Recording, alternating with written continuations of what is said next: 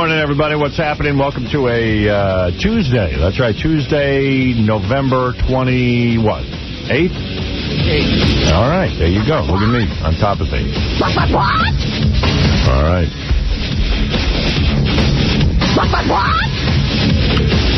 14 days and counting to what? Oh, really? I don't know. Is that 15 days? It's the 28th. What are you talking about? 14 work days. Oh, 14 work days. Oh, makes me cuckoo. What am I going to do with him? Maniac. He's about to stop it. Now he's going to throw things. Throw things at me, because I'm confused. He can't be understood. Right. Because no one understands him. 14 work days. Well, say right work days, then. Who knows what you're talking about, you wacko? Like we're in your head. Thank God we're not. In your head. All right, so frightening thought being in Jackie's head. Lost in there. Immediately I got right out.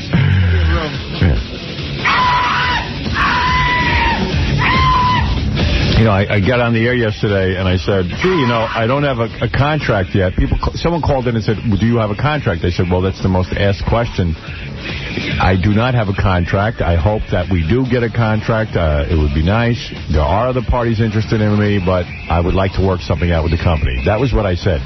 So the guy in the New York Post goes, Howard Stern whines about his contract. I mean, whine. You know, it's just like they hate me over there. And some guy who works for the Post said to me, gee, we have such a great relationship with you. I go, you have no relationship with me, dude. I don't see how you could have a relationship with them anymore. Yeah. I mean, you have no relationship with me. What relationship? You keep burning me with bad crap and I'm supposed to be in a relationship with you?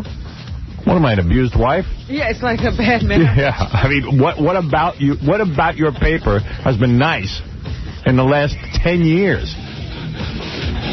Oh, yeah, once in a while they help me by keeping some stories out of there that would damage my life irreparably. Aren't we great? Yeah, they're real good. Thanks. Gee, thanks for being such humanitarians.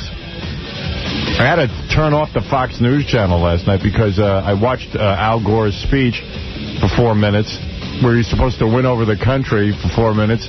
And then they got every conservative guy on there screaming and yelling that Gore should just give it up. He's selfish. He's selfish. Just hand over the presidency. And I'm like, well, wait a second. Why does Gore have to go on TV? Why doesn't the American people stand up and go, wait a second, we should file a lawsuit. We demand an accurate counting of this election. It's so obviously inaccurate. I mean... But everyone's like, come on, let's end this already. It's crazy. Well, you know what? I'll tell you one thing I don't want to ever hear again, and they better fix. I don't want to hear about dimpled chads, pregnant chads, that you have to try to figure out what some piece of paper says. It's crazy. To find out who the president is ridiculous. There is election fraud going on. It's not up. Al Gore shouldn't have to go on TV and say, please keep the vote count going. On the old news station this morning, they did a story, and they said... the majority of the country wants Al Gore to just give up. Really? Listen, a Newsweek poll says 54% of people, and I was like, they make it sound like 90% of the country. Right, like the whole country's turned. You know what? The people who voted for Al Gore want an accurate count, and the people who voted for Bush don't care. It's the same split as the election. You're right. It's about 50-50. But the other thing is they ask everybody. They should ask the people who voted what they think. Oh, well, that would be a whole different story. If they ask everyone... How about asking those old Jews down in Florida who can't vote straight? Right. That's what it is, you know. It was about 19,000 old Jews. You know, by the way, you put out... punch a hole. If you put out a flyer with holes to punch, and if you punch the right hole, you get the breakfast special for $3.99 at Wolfie's, they'd punch that correct. Trust me, they'd never miss. $3.99 breakfast special at Wolfie's, give me 500 chads. Have you seen that one place that they have the line, if you're a party of 2, you stand over here, a party of 3, you stand over here, a party of 6. They always get in the right line. They can figure that out. Yeah, everybody figures that out.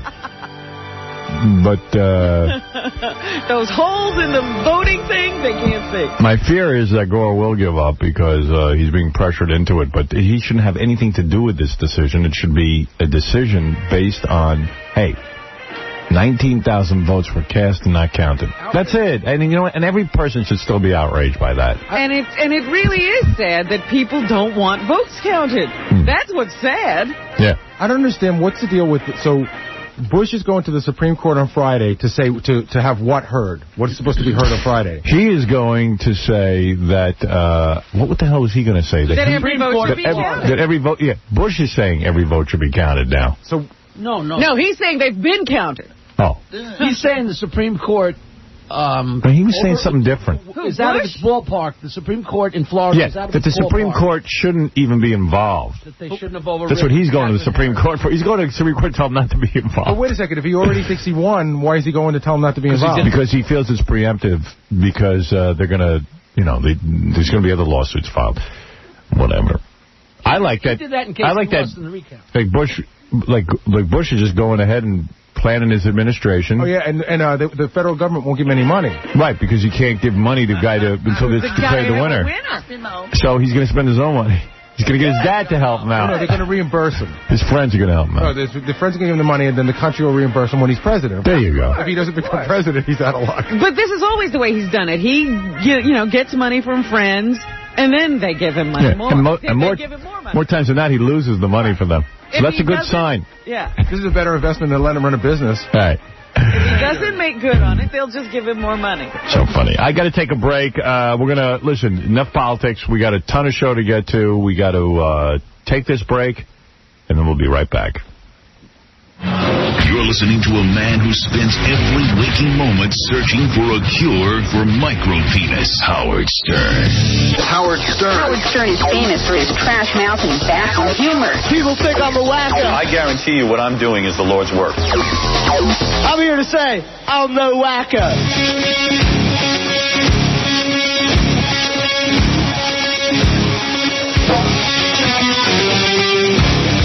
Hey now, baby. Hey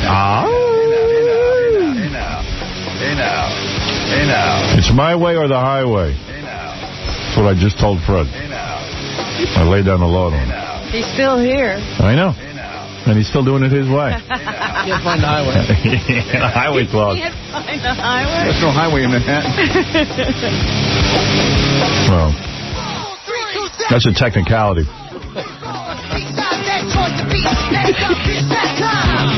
So, how are you, everybody? We'll wait for the answer. Let me take a couple of phone calls to get me warmed up. I was so cold last night. I find that in my apartment, if I put the heat on, it blows. The heat blows so heavy that you can't breathe. You know what I mean? Right. That's that forced air. Yeah, and I got the humidifiers and all that crap, but it's still... Very tough to stay wet. Exactly. Exactly. That's why I drink. Maybe that's true. Yeah. One of the reasons. Casey got me white toast today.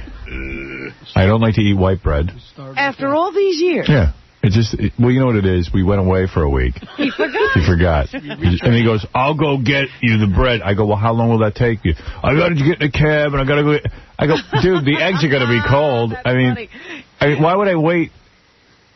He goes, it'll take like 20 minutes. I thought he was kidding when he said Yeah, right. He's just like retarded. 20 minutes. I go, well, I got to eat now because everything else is hot. Well, you always do that. I'll go get you some. So I said, forget it. I eat the toast. He comes running back in 5 minutes later with the toast. Well, where did he get it from? I don't know. And it's like, well, if I knew it was 5 minutes, I would... Now he does magic. Yeah. Dude, just please get it right, huh? I don't want to eat... I'm doing so good trying to eat right. And then you just bring me crap to eat. I know. Dude, it's not fair to me. You would think after 3 years that it would go all right. But they don't care. They don't care, you don't care. Oh, you don't care. No, I do care. And, and it's been right for 3 years. No. No, it hasn't. Yeah, it has. In the morning, it has. In the afternoon, we screw up sometimes, but now with Chef Bobby, things cool. Chef Bobby's the best. Chef Bobby's bringing the meal, I understand. Chef Bobby does it right, not you. It was screwed up for 3 years when you did it. Chef Bobby's got a brain and you don't. I instruct Chef Bobby after you talk to me. I'm the mediator. Yeah. Come on, man. It was one day. It's been good every other day. Chef Bobby's a self-starter. You're not. You're a meathead. You're a loser. Hey, Chef KC is an ass. Poor Chef Bobby has to leave his kitchen. Because this guy can't get it right. Chef Bobby. I had never seen Chef Bobby. Now Chef Bobby's delivering food. Yeah, that guy rules. He's a good guy. He's a great guy because you make Grillo look like a genius. You know what, man? You know, I used to watch the show and stuff like that. I'm like, that kid's such an idiot. But then, you know, I get the job and I'm like, you know, it's harder than it looks. I was telling John this morning, I want to see you do it one day. John get a piece of bread and some eggs for me? Yeah, it's harder than it is. It's got to be tough. It's harder than it is. No, because the only people I can find to do this job for me are people who are skilled. Now, you know, he doesn't think that the guy who's doing it is an idiot. He thinks it's a tough job. Yeah. Right. All right, Rob, I'd like to see you do it one day. You know how hard it is to do the same thing every day? And you know how hard it would be just to check and, like, look at the toasters regular, you know, just because you know they screw up. The guy's over there, you see, Howard. the guy's cooking bacon, he's flipping eggs and stuff like that. And what I got to do, stand over his shoulder? The guy he does the same thing every day. No, when he hands you the bag, you just take a quick look in, you open the... I'm not allowed to touch your food. Don't touch it. Look in the tin foil. Make sure... Get out of here. Come on. All right, I'm gone. I'm going long. He's so funny. He thinks it's a hard job getting breakfast. It's harder than it is. It's the easiest job in the world. For crying out loud. Dude. He's fetching breakfast. Yeah. Harder than it looks. I used to watch it. It looked so easy. It's worse than it's harder than it looks. He says it's harder than it is.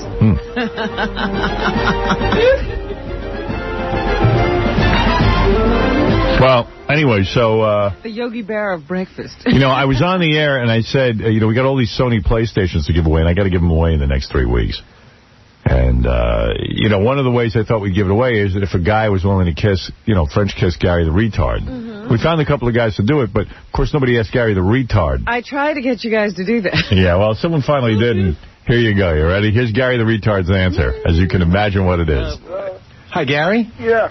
Hey, it's Gary from Howard Stern's office. Hi. How you doing, man? I just got back Friday.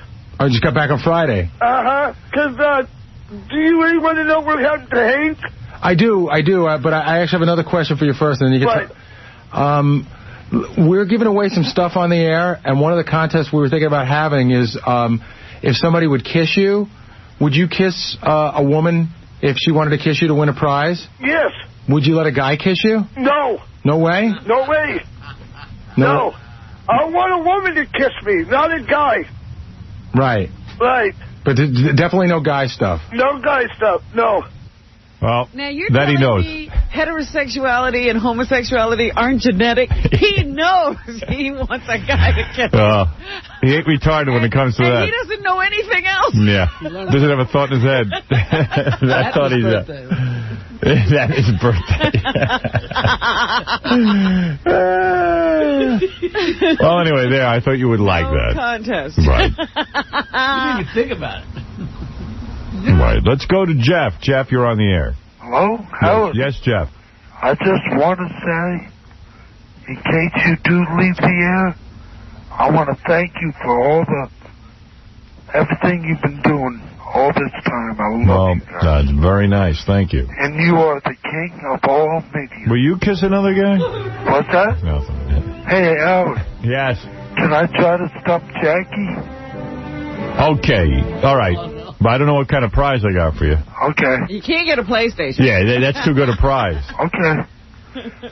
Okay, Jackie, what do you call 100 Mexicans standing in the line? What do you call 100 Mexicans standing in the line? It's very vague, but... I should know this, but I don't know this. You know it. Go ahead. I don't know. Jackie, he stumped you? I stumped him. Well, we don't know. What's the answer? A picket fence.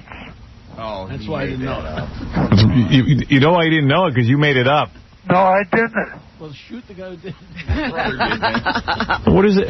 A spigot fence. That's silly. That's good. See, now we're going to argue whether that's a joke or not. That's why I hate playing. That's why I hate playing Stump the Joke Man. I'm not even sure that's a joke, but you know what? Funny. I'm not going to argue with you. I'll give you a prize. Gary, give this guy a prize. Cool. Jackie's new CD, F. Jackie. I love you, Howard. All right, and Robin, God be with you. All right, God be with you, man. As Al Gore said, may God bless you and God bless America. Exactly. Thank you. All right. Exactly. Exactly. That guy is right in agreement. Hit it right on the head. Wow. Did you see Jackie on Hollywood Squares last night? No. No, I didn't. No. Did you? I happened to be tuned in. Was it horrible? No, actually, I had to admit, Jackie was not a complete embarrassment. Really? Yes. That is a compliment. For once. He was not a complete Really? What did he do? 90%? He acted like one of the people on Hollywood Squares. He told a rotten joke. He was actually decently funny. Mm-hmm. Be careful. And he gave, good answers, even though he didn't know anything. Right. Each time he was wrong. Right. Well, I don't believe it until I see it. But I was like, wow, this is not embarrassing. So I was proud of Jackie. Good. All right, Jackie. Way to go. I get a hug, Robert. Way to go, Jackie Jokeman. We'll have to listen to that later. I'm sure we have a tape of it somewhere. It was Jackie the Jokeman Martling from Howard Stern. Yeah. Right. Well, I hate those creeps over at Hollywood Squares. And that's why I haven't made a big deal about Jackie's appearance. And plus, we asked Jackie questions about it, and he wouldn't tell us. So I really don't want to bring it up. All right.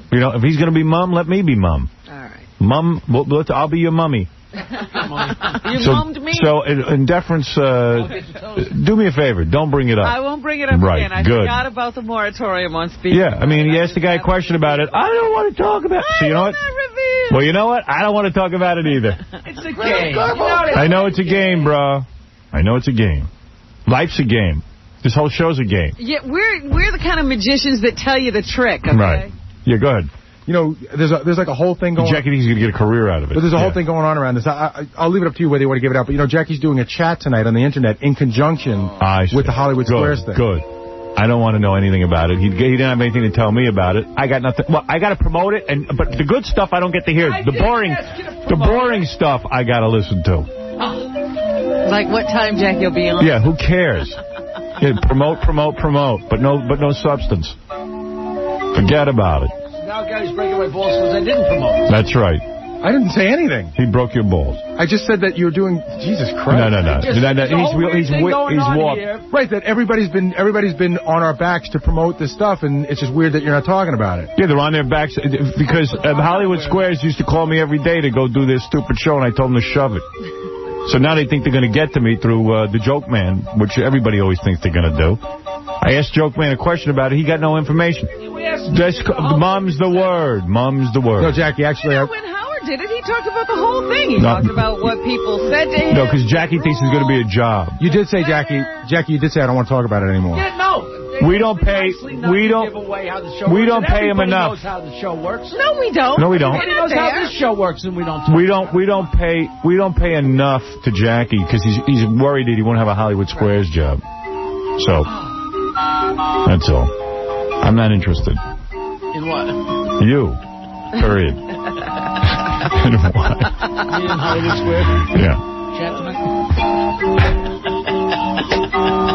So not interested. Can't even begin to tell you. I say to the guy, so what happened? Like, how does the whole thing work? You go back there. At what point did it? Yeah, because I really don't even. I don't even remember. I don't know. It's some big secret. I forget. Can't reveal. Well, if it ain't going to be interesting, I don't want to hear about it. Keep saying things to myself. Just pass gas. Oh, that's interesting. Whoa. All right, we're even. Yeah, right in your face. Okay, now, getting back to the phone calls. Wait a minute, the other thing I was actually watching Entertainment Tonight, and they were doing the whole Robert Downey thing. Yeah, I watched that, too. It is so funny, because just like the regular newscast sent 5 people down to cover the Florida elections, they had like 20 people covering the Robert Downey Jr. arrest. It's the lead story. We have team coverage. Yeah. It's funny. And it's Access Hollywood, too. I watched that. Team coverage. You know what I think is a funny story? Magician who we had on, David Blaine, who's got the hot girlfriend, Josie Moron. I got to tell you. Not Moron. Yeah. Moran. Oh, you say it the way you say it. I'm telling you it's Moron. So, anyway, David Blaine is a magician, and what he's done, I guess everyone's seen it on TV, is he's very muscular guy, and he's going to put himself in a block of ice. Well, he's in there.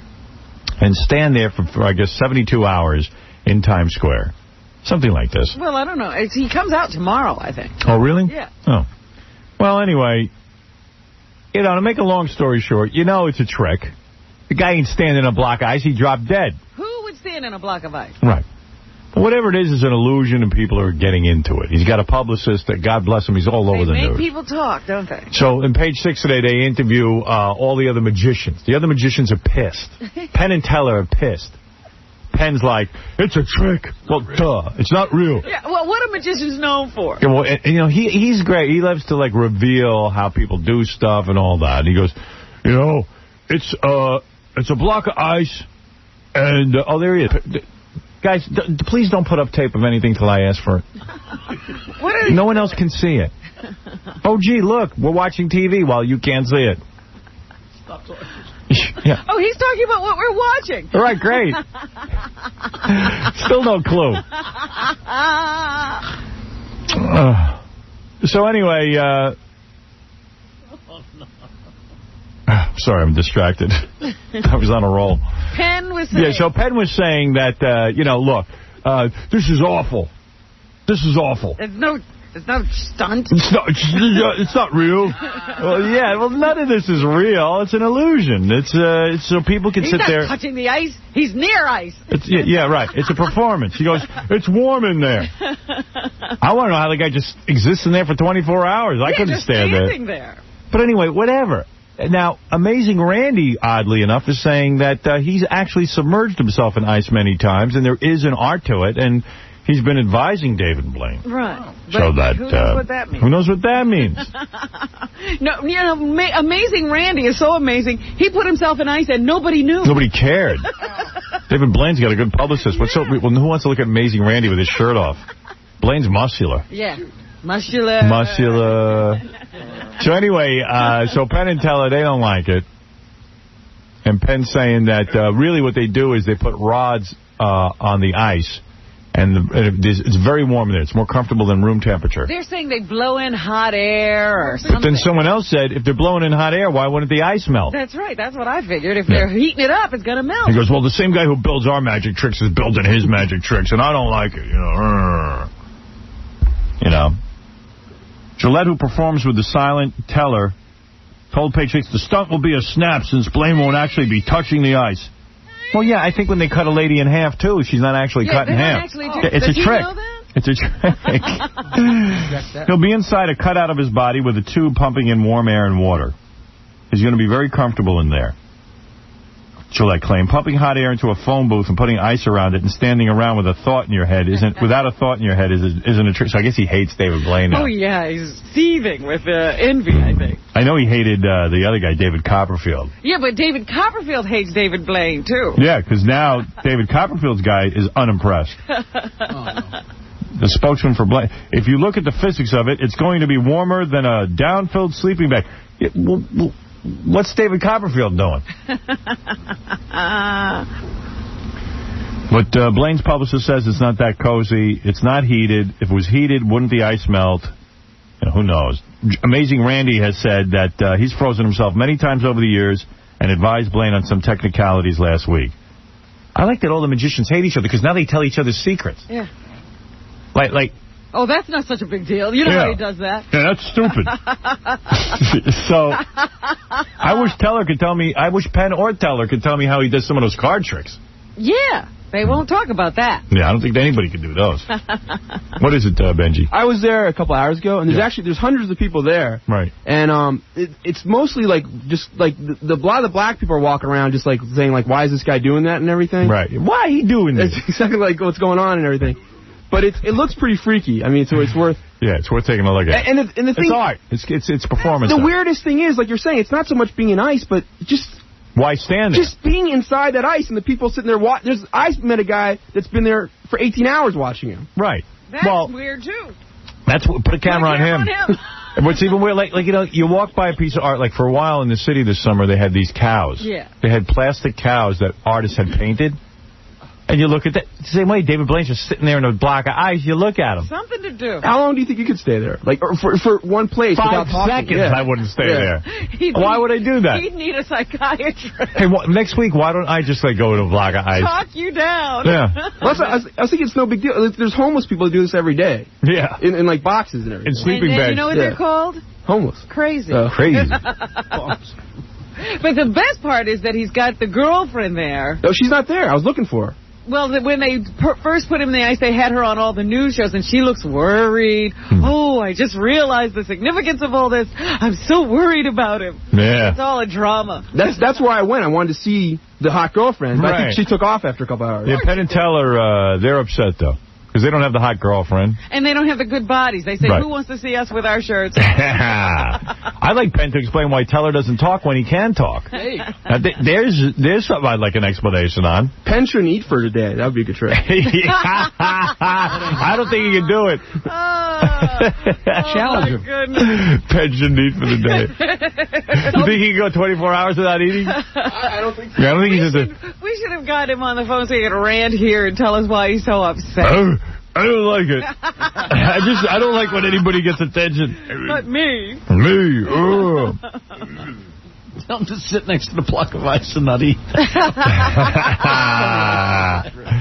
Hey, Mike Piazza's girlfriend, it says on page 62, dumped his ass. He was dating. The winner. Come on. No, well, he was dating the Peruvian Playboy Playmate of the Year, Playboy Playmate of the Millennium, Darlene Bernola. Moved out on him. I guess he moves these broads in. I guess he moved this one in. Yeah. I'd move her in, too. Yours, he's Playmate of the Millennium. You don't fool around. It says here that Piazza became difficult after losing the World Series. Yeah. I like to read that, though. I like to see that a guy cares that he lost the World Series. Well, better than moping around because you lost. Win! Well, I like that he cares. I don't know. Somehow it makes me feel better about the game. You can do that every year, mope. I mope all the time. I'm a mess. All right. He moped last year. He moped this year. Yeah, you'd be moping all the time. All right. Let's go to Jessica Hahn. Jessica. Wow. Hey, you guys. I miss you. Hey, listen to this. I just found out yesterday that you're not renewed or whatever the contract thing. So you're not whining about it. I mean, I didn't even know. The guy in the paper writes a headline. Howard Stern is whining. Jessica gets it. That guy who writes it. Well, that guy hates me. That's the same guy who is burned because we didn't hire him for a job. Well, that's why he's writing a freaking column. Yeah, well, I mean, it's just I just like the idea that I meet people from the Post and they go, "Oh, we have a great relationship with you." I go, "You don't." I said, "You guys just slam me every time you can." Friends. When is the article going to come out? 20 years in New York radio, #1. 20 friggin' years. No, Who else they're too busy painting you as a loser. And I'm a loser, and I suck, and I'm losing my audience, and I'm like, where am I losing my audience? When did I lose my audience? You never lost your audience. Well, thank you. You're a groundbreaker, and nobody ever gives you the credit. Oh, man. Oh, my God. You got it. There isn't a guy in New York radio who's ever done what I've done. Imus was never #1 for 20 years. None of these guys. Doesn't it drive you nuts? What? That obviously, I'm here whining about it. You're not, though. I just found out, and I listened to you. Right. No, I said on the air yesterday that my contract is up on the 15th, and the most asked question I got is, do you really not have a contract? I said, I don't. And that I would like to re-sign. They make it seem in the paper that, like, I'm an angry guy, bitter guy. I'm not. I said, I would love to re-sign with the company. Their feeling is that monetarily they want to compensate me one way. I don't agree with the compensation, and that's it. I mean, what's the controversy? What do you think any contract dispute is? And I said I don't have a contract, and I don't know that it'll ever be resolved. How would I know? I don't have a crystal ball. If I knew it would be resolved, I would tell you. But it might be my last show on the 15th, and then everyone goes, "Well, you're kidding, right?" No. I know. Whenever I say that, it could very well be. They go, oh, yeah, right. You know, give me the wink. And Howard, I'm like, my you alarm's can wink going all you off. want. Well, I remember when I got fired from NBC, the reporters would not print it in the newspaper because they felt it was a stunt, a hoax. And I said, I don't hoax. That's how I made it 20 years in radio. I don't hoax anybody. Wait a minute. Where are they blowing in the hot air? There's a trick here. Yeah, there's a trick. I'm not blowing in hot air. Penn, you can call Penn and ask him how it's done. I don't BS the audience. I'm telling you the truth. Well, that was the first I heard of it, so obviously you're not whining about it. Well, no, I'm not. In fact, it's rather embarrassing to me, and I'd prefer not to talk about it. It drives me crazy. But, honey, 2 years ago, I thought these guys were going to come to me and say, listen, business is great. We want to extend your contract. Here's what we want to offer you. You know. Nothing happened? There is never going to be anybody else like you. They're crazy. They better get on. They better get on it already. Well, listen, they have their point of view. Listen, they're right. The radio does not live and die by me. It will go on. Yeah, but radio... If I'm not here, they take a clone and stick them in, and then the people listen to that. What? Everybody's trying to be you and Robin, and it sucks. No, I agree. All right, thank you, Jessica. Wait. What? I mean, what? Hey, what's that? Yeah, that was about his situation. I'm moaning about my situation. No, honey, you got to stop doing that to me. Listen, you have to promise to keep in touch with me, no matter what. We haven't been in touch. You haven't been calling me, nothing. Oh, no. I'm right now on the phone with you. When I was single, this girl used to come... when I was married, this girl used to come on to me all the time. She wanted to have sex, this, that, the other thing. Remember that time that you had to kiss Jessica and you wound up taking a lie detector test to prove that you hadn't put your tongue in her mouth? Well, didn't she try to tongue you then? Oh, yeah. I figured as soon as they announced in the paper that I was separated, this girl would be on a jet plane banging me. Well, you have to... I don't want to be pushy, and I thought you needed space. No. Everybody's always giving you space. Every girl gives me space. Well, I must be a monster. I really must be a monster. No, you're the only person. Yeah, I need a space. I need the space between your legs. Honey, I'm taking jiu-jitsu lessons. What? Jiu-jitsu? I've been doing it for like 4 months. You're smart. I think every woman should know karate. What is she taking? You say, come get near me, and she says, I'm taking jiu-jitsu. I need jiu-jitsu. I need jiu-jitsu from Jessica, I would hope. Right. But no, that's a great exercise. And every woman, when my daughters were born, I announced to my wife, at the age of 8, they all do karate. And you know who's teaching me? Who? He's like one of the top in the country. He teaches Navy SEALs. He comes to the house. Everybody's the top in the country. No, listen to me. Rudy from Survivor. Now, I like that, every guy that you hire is the top guy. Corian Gracie. Ask anybody. What's his name? Corian Gracie. Oh, from the Gracie Jiu-Jitsu? Yes. Yeah, that guy is a big deal. Comes and he teaches, and I'm really good. I can flip people over and everything. Anybody named Gracie is good, because it's Gracie Jiu-Jitsu. He's the brother, though. He's the son. Remember the guy who used to do the ultimate fighting where they'd kill each other with their hands and have real fight? Every year a Gracie Jiu-Jitsu guy won. Gracie being the Gracie family that developed this form of Jiu-Jitsu where you smother a person to death. And God knows Jessica could do that with her boobs. I can. She has a secret weapon. She has a secret weapon, 2 pontoons that she'll explode in your face. But she is actually taking from the Gracie family. Then that would be... She probably will win the next Ultimate Fighting.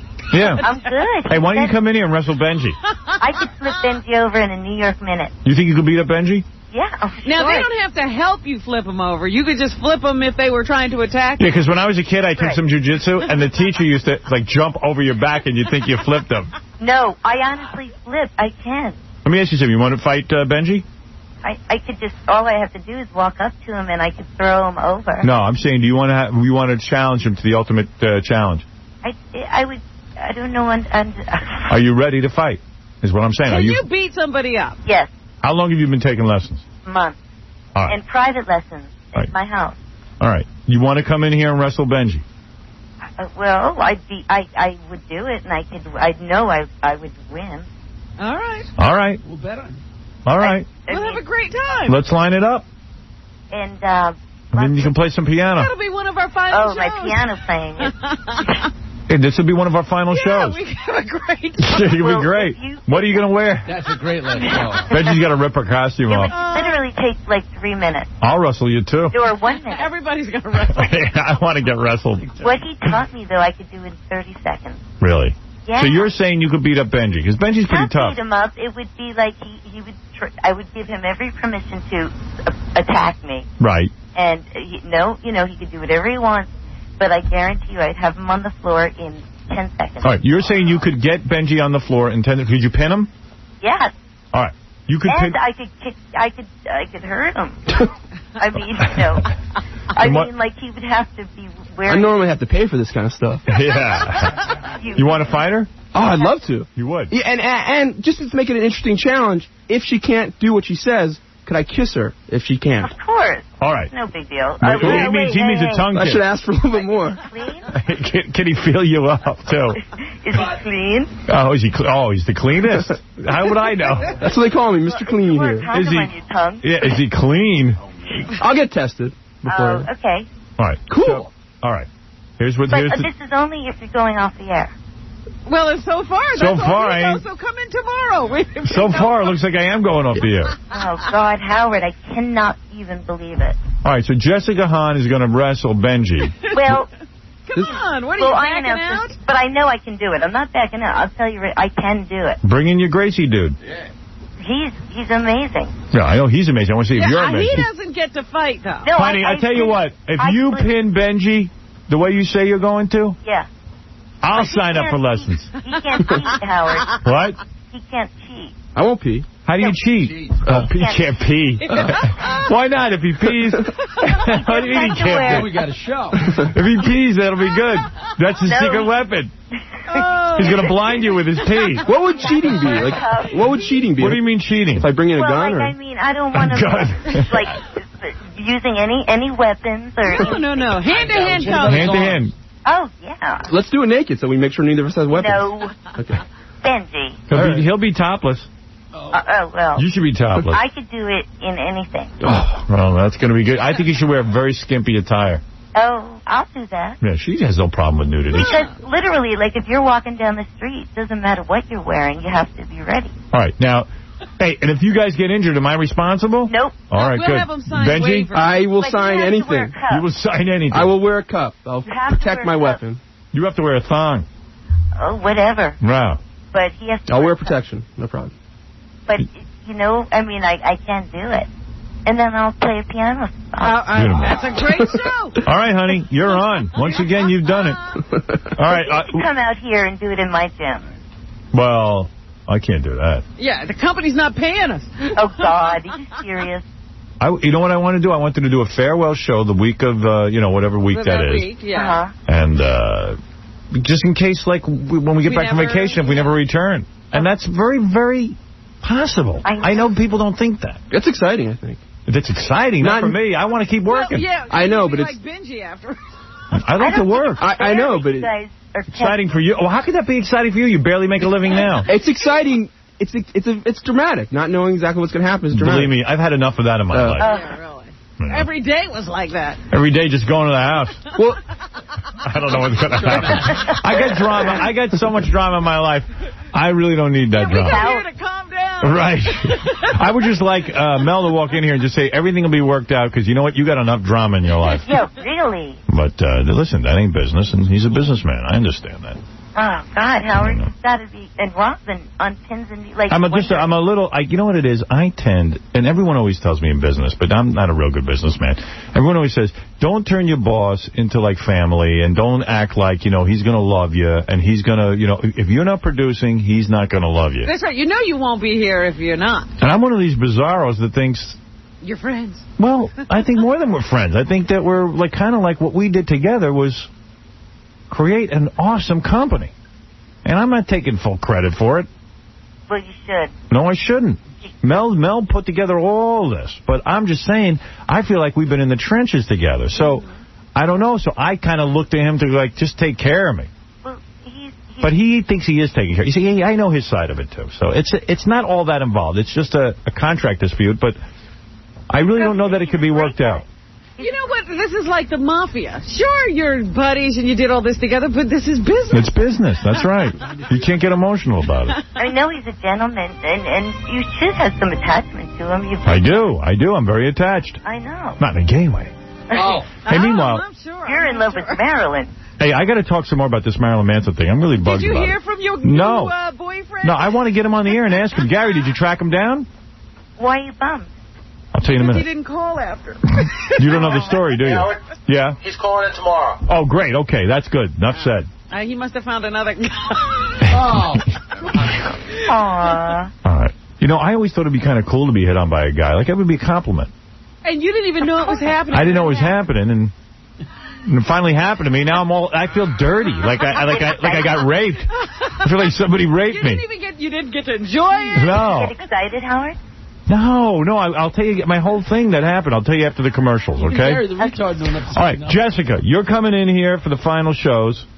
That's exciting. I can't wait. You've made it exciting for me. And you're going to wrestle Benji? As long as if this contract is not going to be renewed, I will do that. Well, I don't know if it's going to be renewed or not, but right now it isn't. You got to make, I'm telling you the truth. So what if it's not renewed? This will be fun. What's it got to do with renewal? We haven't seen you in a long time. I know. Well, you can come in and I'll tell you what. I'll play the piano so you believe it's me.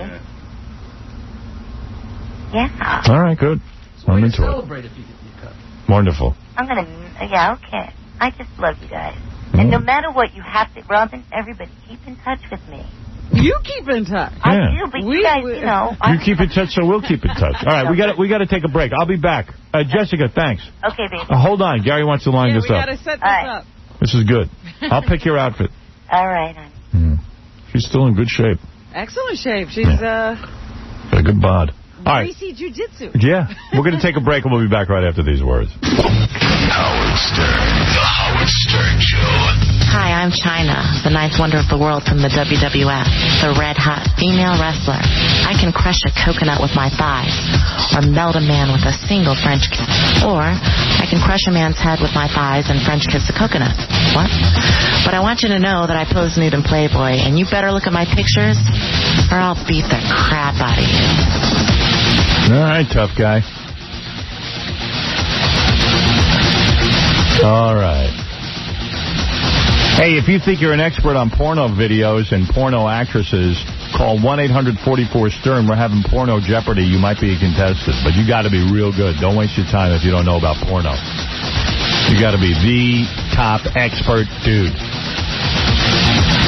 I don't think any women will be entering that contest. I've yet to meet a woman who's an expert on porno. Okay? You may be surprised. Yeah. Okay. That's a guy thing. Guys watch porno. And they study it, and they know everyone's name, and they go to those porno conventions and look at chicks. Even lesbos don't even look at porno like that. Is that right? Oh, yeah. I don't know. Yeah. I'll tell you who's got some juice in this town, Bruce Willis. Why do you say that? Because I read a story in Us Magazine that said that Bruce Willis showed up to what is considered the top restaurant, I consider the top restaurant in New York, John George. Bruce Willis walked in there unannounced. With 40, without a reservation. Without a reservation, with 40 people. What? Yeah, with 40 people. And he got in? And the staff scurried around. They found some chairs and tables. Where? And, I don't know, but they got him in there. How's that? That's amazing. To accommodate 40 people at the drop of a hat? There's so many good places to eat in Manhattan. I'll tell you, I understand people coming here on a vacation just to eat. I would just come here and eat. I'd go over to that joint, what the hell's the name of that place? Cafe des Artistes. You ever eat there? I don't. That's not one of my favorites. Really? Oh, my God. Then you didn't order the right thing. Guess not. What's really? A good day? When did you go? A couple of years ago. Oh, go now.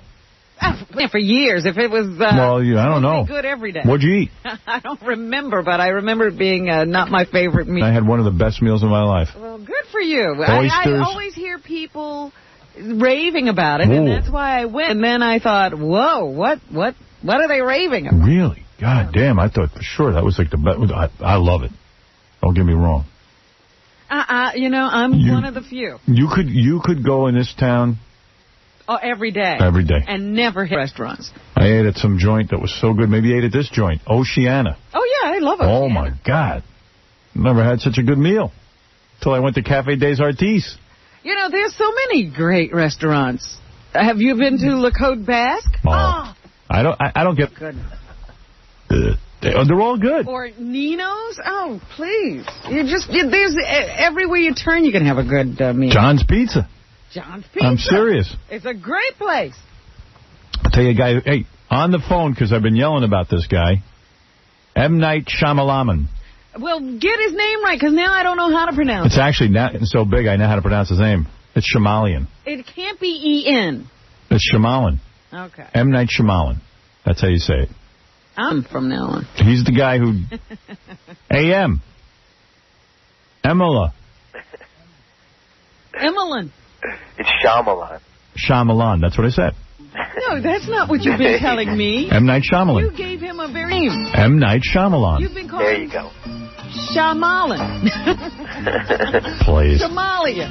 They're calling you the new Hitchcock dude. Yo, why are you bad-mouthing me? You try to make a living, and I hear you bad-mouthing me. I'll tell you why I bad-mouthed you. Screening. I'll tell you why I bad-mouthed you. You put out a new movie and gives me a private screening, because they only want me to talk about the movie. You need to talk to Gary, because we did that. Nope.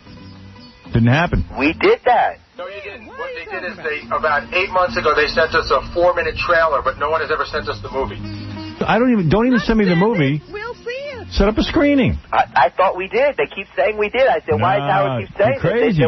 And we asked him. I even said to Howard, we really need a screening of this film. Yeah. You're the first person that we set up a screening for. They said they did. I thought it was going to be. I thought it was going to be a clunker because you were hiding it. No, not at all. I thought you didn't want me to see it. No, I thought you'd love it because the subject matter is about comic books. I thought you'd really dig it. In fact, I haven't even seen it. I wanted to go up to see it, but the movie theater was packed, so I couldn't get in. Yeah, you had to really be, do a little juggling to get into this one. I refuse to do that because I'm angry because I know the guy. Yeah, and we got to go buy tickets. And I got to buy a ticket. No. I even invited you guys to the premiere, and you guys didn't come. I didn't get any Where was the premiere? In New York, right there in your hometown. Yeah, it was probably during the week. Now, I've been to, before I even met you, I wound up at the premieres of your movie. So how come I didn't know about this one? I was shocked. What, do you hate me? He's snubbing us. Hey, were you with that Bruce Willis group of 40 people at Jean-Georges? No, I didn't even know what kind of restaurant that is. Boy, that guy, Bruce Willis should be sucking your feet and giving you and licking between your toes. And be giving you a ritual bath. No. You revived this guy. He was in one bad movie after another. All he had to his credit was Die Hard. You put him in Sixth Sense. You put him in this new thing, Unbreakable. He had Pulp Fiction and 12 Yeah, but then he had a string of bombs. That was not him. He should clean your ass. In fact, when you sit down, Bruce should be down there. Yeah. His tongue should be underneath you. That's a very sweet thing for you guys to say. So they're calling you the new Hitchcock. I read that. Although a friend of mine, I said, they're calling M. Night Shyamalan the new Hitchcock. My friend goes, not so fast. I know everybody's the new Hitchcock. Yeah. But who said not? My friend Pat. My friend Pat Menachia said, but you know what's not so funny fast. Is now that you that's been written, I guess, in critiques and so forth.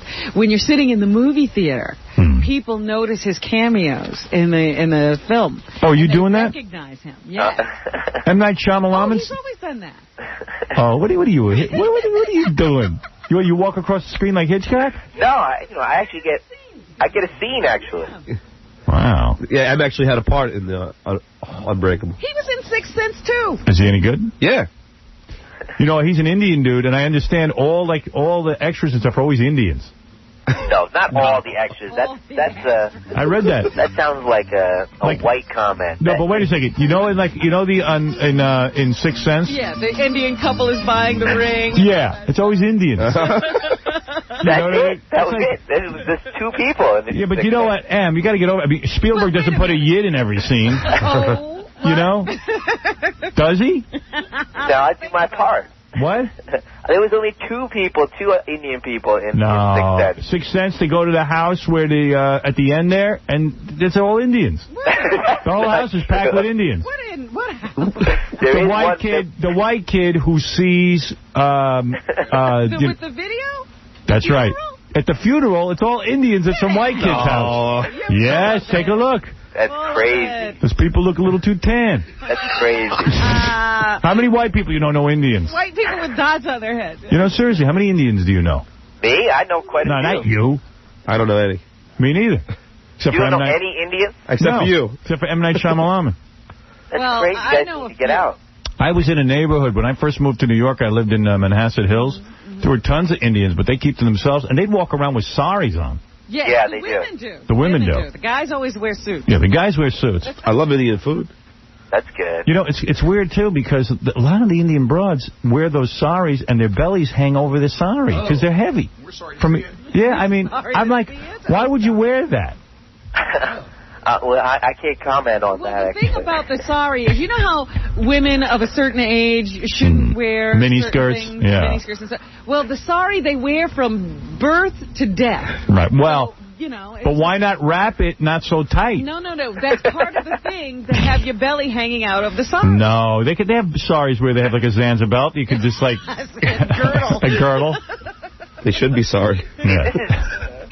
This is to come on your show. I feel like get off. I feel all sullied and dirty. Like hey, don't get like Marilyn Manson just rubbed your leg. Don't get all full of yourself here. Hey, I was afraid that now 2 movies in a row big, and then you had that kids movie.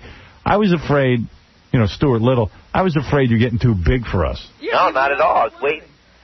I feel like we had nobody came to the premiere. Nobody come. Well, we can't come when we don't know. We didn't get an invite, dude. Oh my God. But Howard, do you think if M continues to have this, these successes, do you think he's going to stop calling eventually? No. Yeah, he'll be Jim Carrey. Look, like Spielberg.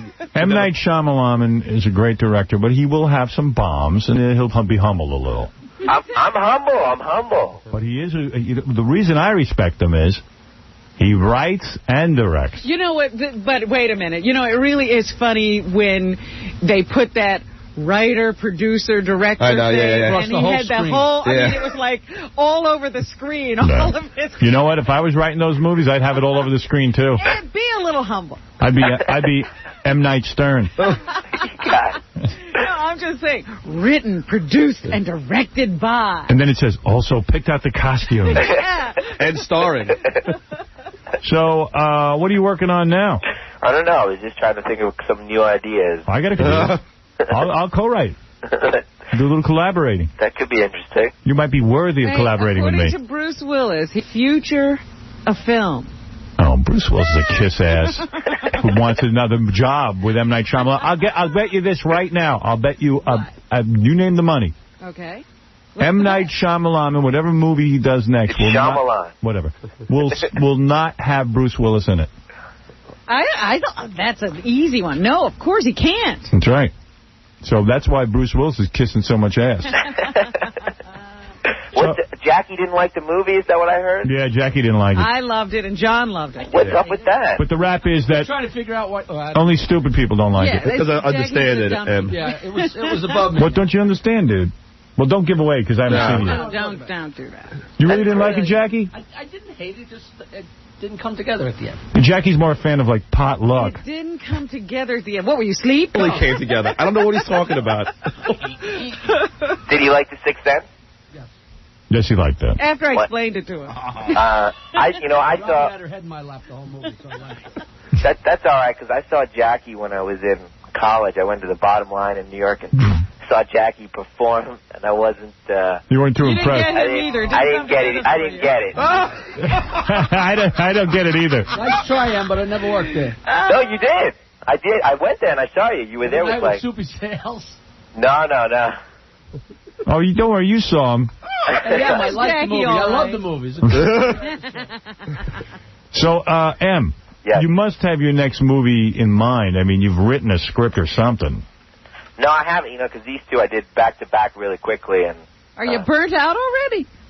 Well, I'm a little tired, but I wanted to see how the world laid out here after the second movie and then start to write a third one. So you have no ideas right now? I mean, seriously, you don't know what your next project will be? No, I have like 3 or 4 ideas, and I don't want to keep repeating the same type of movie, and so I'm trying to do a comedy. No, I wouldn't go that far, but it definitely would be suspenseful, very kind of.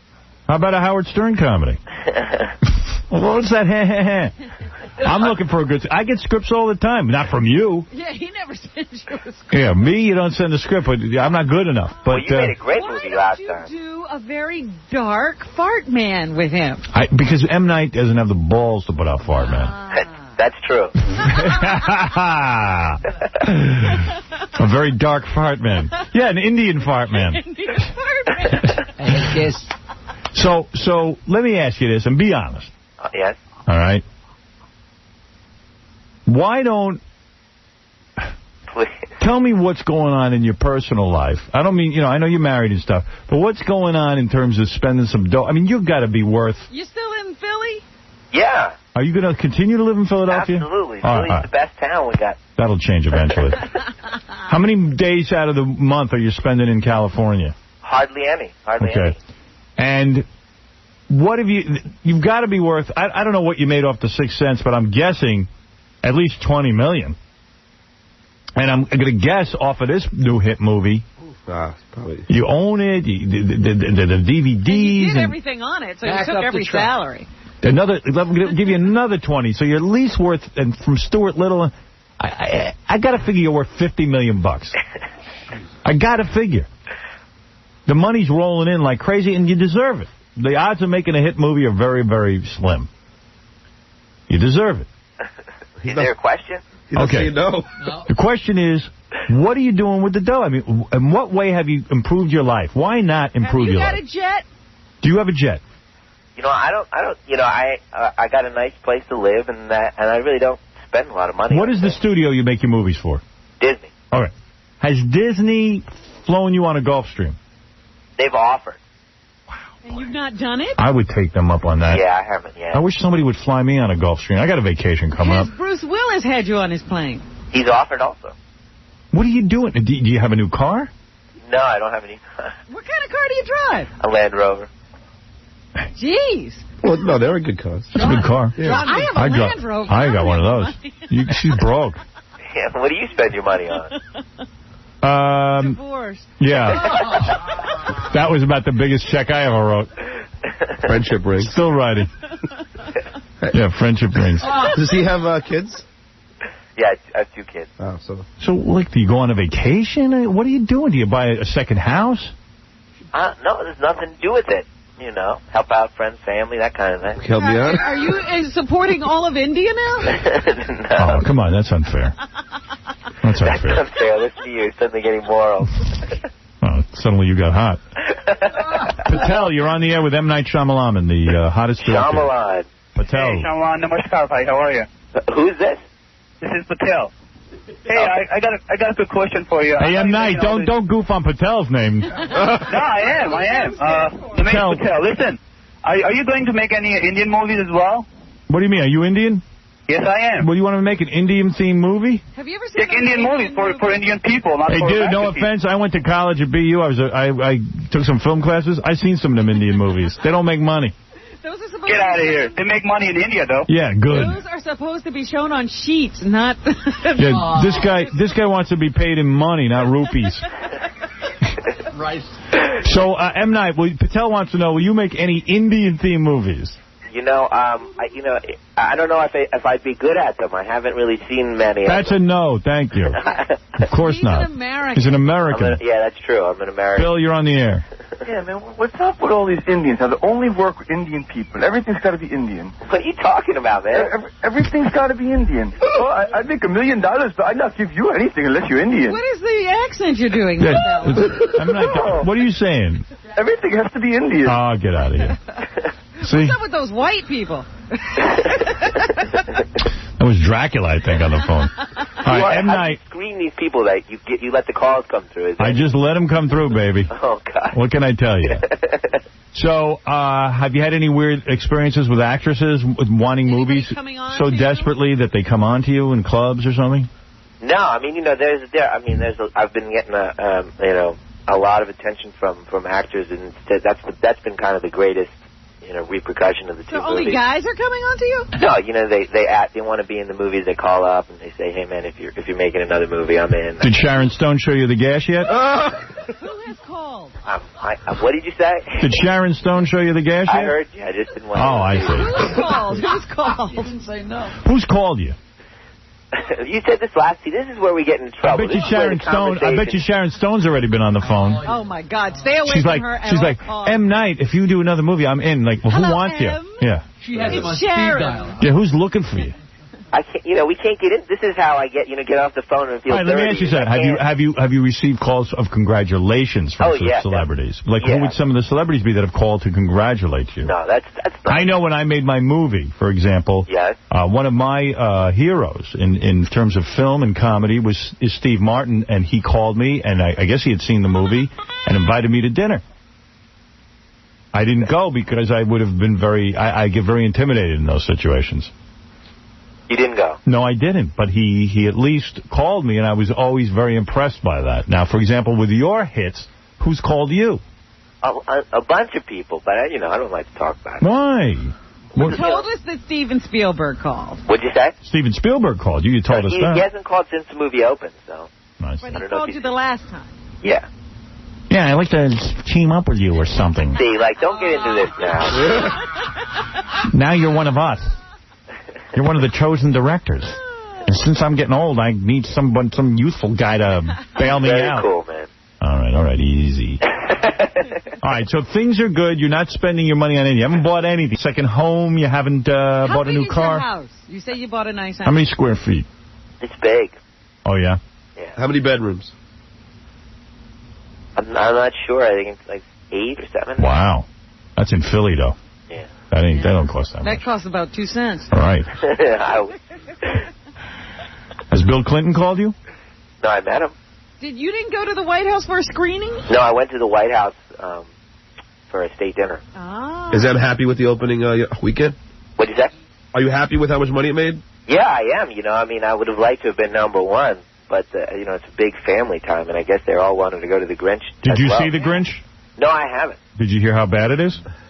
It might, it must be good if everybody's going. No, that don't mean it's good. There's no way to judge. It's good for kids. I actually trust the audience a lot, and if they're going, there's something about it that's the marketing is good. But Dr. Seuss 50 years had a chance to establish himself. Is Jim Carrey up your ass for a job? Is he looking for a job? No, I'm happy for those guys. Right. Ron Howard and all those guys. All right, listen, M. Night, I just wanted a chance to congratulate you and tell you that we're very proud of you since we've been talking to you for some time. Thanks, man. Go see the movie. I'm going to go see it. I would like you to... You can send me a screening copy of it. You want... No, I'll arrange a screening for you. Of course. Okay, so I'll do that. And have Jackie watch it again. Yeah, he should. I'll go with Howard. All right, I'm going to go. We're going to maybe... Jackie Cliff Notes so he can catch up. Pause it and he can explain it to me. I don't know what Jackie didn't understand. It's like... I don't understand why I'm not a success. He doesn't understand anything, don't you, Jackie? Yeah. Hey, I killed it, the bottom line. M. Night Shyamalan, thank you so much. All right, guys, take it easy. All right, M. Night Shyamalan, the top guy. The new Alfred Hitchcock. The new Alfred Hitchcock. It's such a good movie, Howard. All right, I'm not saying it's not. I want to see it. Thanks, M. Take care. That's M. Night. But it is funny because everybody goes, oh, there he is. There he is. There who is? M, when he's on screen. Oh. So hard to pick him out. There he is. That's the director. That's the guy. That's M. It ain't Where's Waldo. I mean, they think they're such geniuses. They found it. All right, so there it is. M. Night Shyamalan, always good to talk to a guy. Where do you get this name? It's always good to talk to a guy who's making it. Hey, Jackie, did you get high before you saw the movie? Oh, so there you go. You probably... You didn't get high or you did? I'm telling you, he was nodding. I was in the doldrums the whole week, so who knows? What were you in the doldrums about?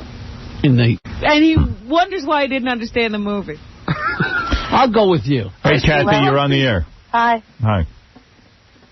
What's up? The air. How are you? All right. What can I do for you? I'm giving you some dirt on the Gore Girls. What? The Gore Girls. The Gore Girls? Yeah. What are the Gore Girls? Al Gore. And what about them? I grew up with all of them. Yeah. So I have some good photos. You got photos of the Gore Girls? Like what kind of photos? What? Okay, wait. Is this going to play after I get off with you? Oh, no. Is what going to play? Your My phone voice. Yes. Okay. I just don't want to get in trouble with the freaking president. He ain't going to be president, so don't worry about it. Unless you know some votes. I know. I didn't vote for him, so. What are you saying about the Gore Girls? I grew up with all of them. I know they're evil. They're evil? Not evil, but bad girls. All girls school, Catholic girls. Well, why are they bad? I don't understand what you're trying to accuse them of. I have some good photographs from prom. You have prom photographs. Well, so what? What does that mean? I see. What? She was claiming she had topless photos. She don't have anything. She never even met them, I'm pretty sure. Right. She sounded so high. Man. She was in the doldrums in the stratosphere with Jack. All right, I got to take a break. We'll be back right after these words. When we get back, we'll meet a man who was circumcised at the age of 15, and he says don't do it because your wiener loses tons of sensation. He knows. He would know. We'll be back right after these words. There's a Howard Stern mention on Millionaire. Now we have an empty hot seat. So here's the next fastest finger question. Put these entertainers in geographic order by the city in which they primarily work, starting in the West. Oprah Winfrey, Jay Leno, Wayne Newton, Howard Stern. And the time is up. Let's see that answer in the correct order. Starting in the West, Jay Leno, Wayne Newton, Oprah Winfrey, and Howard Stern. Let's see who got it right in the fastest time, and the winner is... The Howard Stern Show. What do you think of Howard Stern, sir? I think he's a jerk. You don't like him? No, I don't like him at all because, he forgot where his roots are, His roots coming from being a Jew. Howard's Jewish. I didn't know that. And Howard's half Jew. Yes? Yeah. You never told me anything about it. So, you don't like it. He's a shithead. That's what I think of Howard Stern. He's a shithead. And if you're a sexy chick. And that's coming from a homeless woman. Blow me. The Howard Stern Show. Hey, homie. F. Jackie Martling, his brand new filthy CD, F. Jackie, available on the Jokeland Web Mall. Or call 1-800-323-KING. See Jackie all this week on Hollywood Squares. Chat tonight at 8 o'clock. For MP3 audio and filthy 3D Joke Man, visit Jokeland.com. F. Jackie. F. Jackie.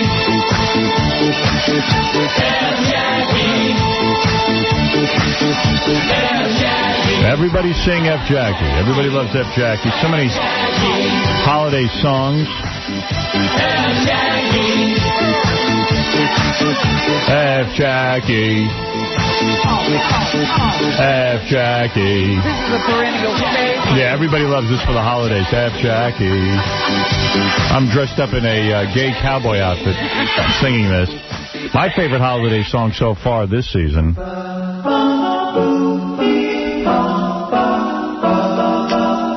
Dance of the Sugar Plum Buoys. Ba ba ba booey. Ba ba ba booey. Isn't that fabulous? Hey, you want to? This is a bunch of gay guys in tutus dancing to this. Hey, E-Crew, maybe you want to can you put up my TV? Can they put that up on the screen? You got to see this. This is here you go. This is a quarter horse race, which is very quick. The name of the horse is Baba Booey, and he wins. Check this out. They run these. And Dr. Mick. They're in the gate. They're up and running. Good even start. Baba Booey got away well from the far outside. A classic babe at the rail. Lovely Alexis flashing good speed. Roberto's lying down the center. Then Dr. Mick can dispose all. But it's Baba Booey accelerating to the front. Then Lovely Alexis second. Baba Booey goes on to win. Baba Booey wins it by 3/4 to Lovely Alexis, and Dr. Mick was third. At first I thought it was a goof, and then the winner's circle, you see Baba Booey goes in the winner's circle. First they replay the race, as you can see up there on the TV, for the 3 people who can see that. Right. It's official. Quit on the 2-6, $14.80. The exact is $16.20. Trifecta, $41.50. Baba Booey, a good-looking horse. Got the teeth for it. Who has bigger teeth, the horse or the real Baba Booey? Who has a bigger ass? No brainer. Hold on, the announcer will. I love how he says Baba Booey. In the winner's circle, winner of the first race, number 6, Mary Allred's Baba Booey. 3-year-old Sorrel gelding by Dash Through Traffic out of Hey Blondie by the Signature, trained by John Allred, ridden by Vince Guerra in 20:36 for the 400 yards. Baba Booey was bred in Arizona by the owner, Mary Allred. There it is. Baba I Booey. think he even references the horse again. Well, I guess that's it. There it is. Baba Booey, the winner on race 1. Up next, the second race. No changes there. Post time in... All right. Jackie the Joker. Dopey KC. Dopey KC is next. Oh, he's running backwards. So, that's that. Isn't that great? Baba Booey. So, Marilyn Manson's going to call in tomorrow because, it's amazing to me. I have never been hit on by a man. Never. In my life. Well, when I was very young... Do you know? When I was very young, there was, one of the boys I hung around with pulled down his pants and asked me to touch him.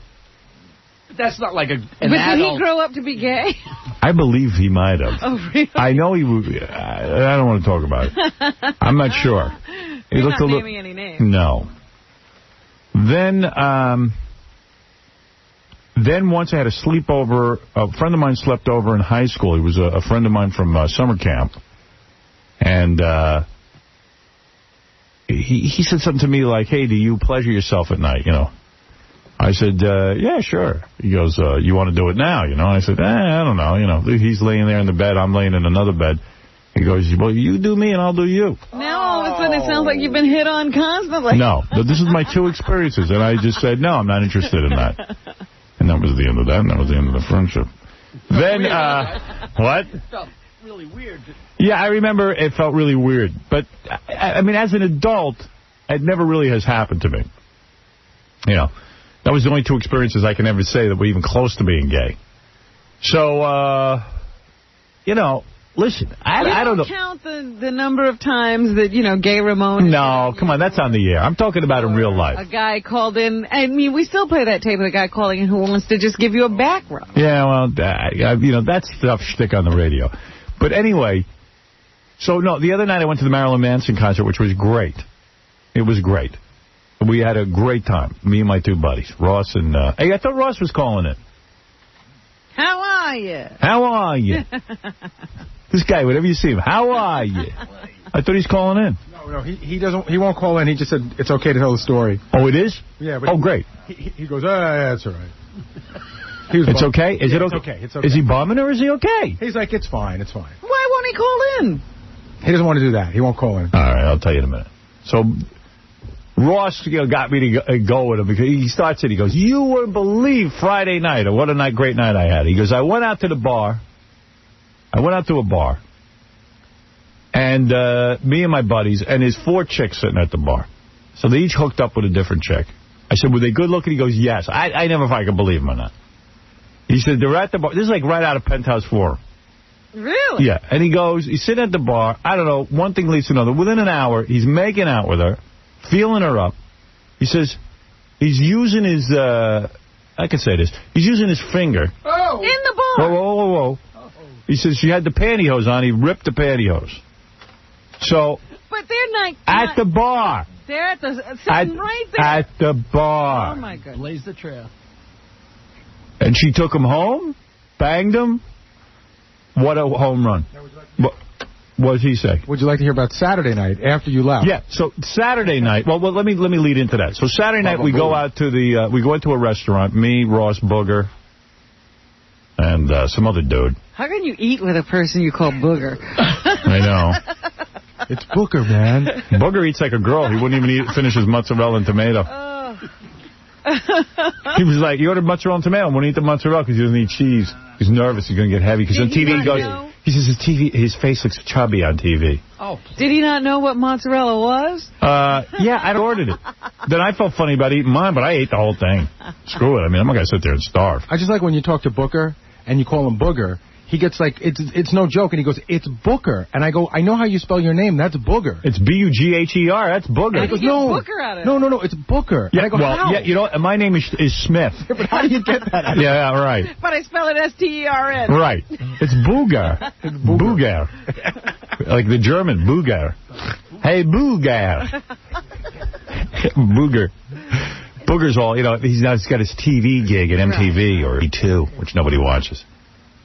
Booger. So he's telling me his face bloats if he eats cheese. What's he weigh, 100? Yeah, and I guess he's watching his figure. I understand that. But for the cheese, if you're going to not eat it. Just to turn it down. Yeah. But drinking like a fish. Yeah. That I don't get. That goes through you. Yeah. That doesn't bloat you. Right. Not drinking.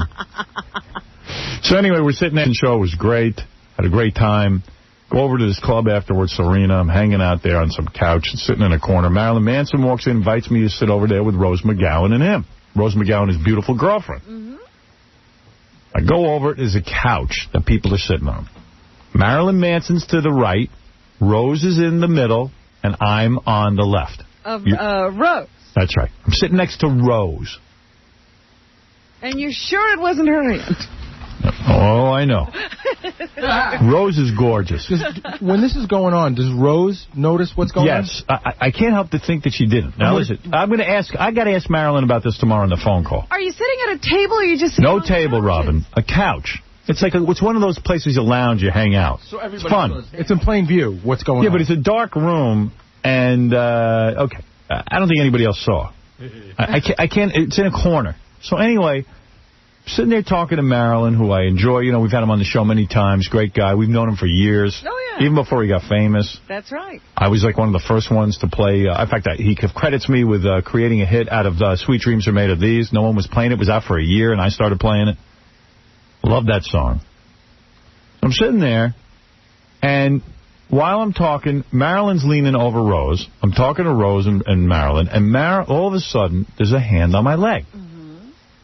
So my first thought is, oh, Rose is putting her hand on my leg. This could look a little uncomfortable because Marilyn... That's his fiancé. That's his girlfriend. Could I interrupt for a second? Can you give me a rough estimate of how far above the knee the hand is? Yeah. It's at my knee. Like, can you... At your knee. It's at your knee. It's on my knee, right here.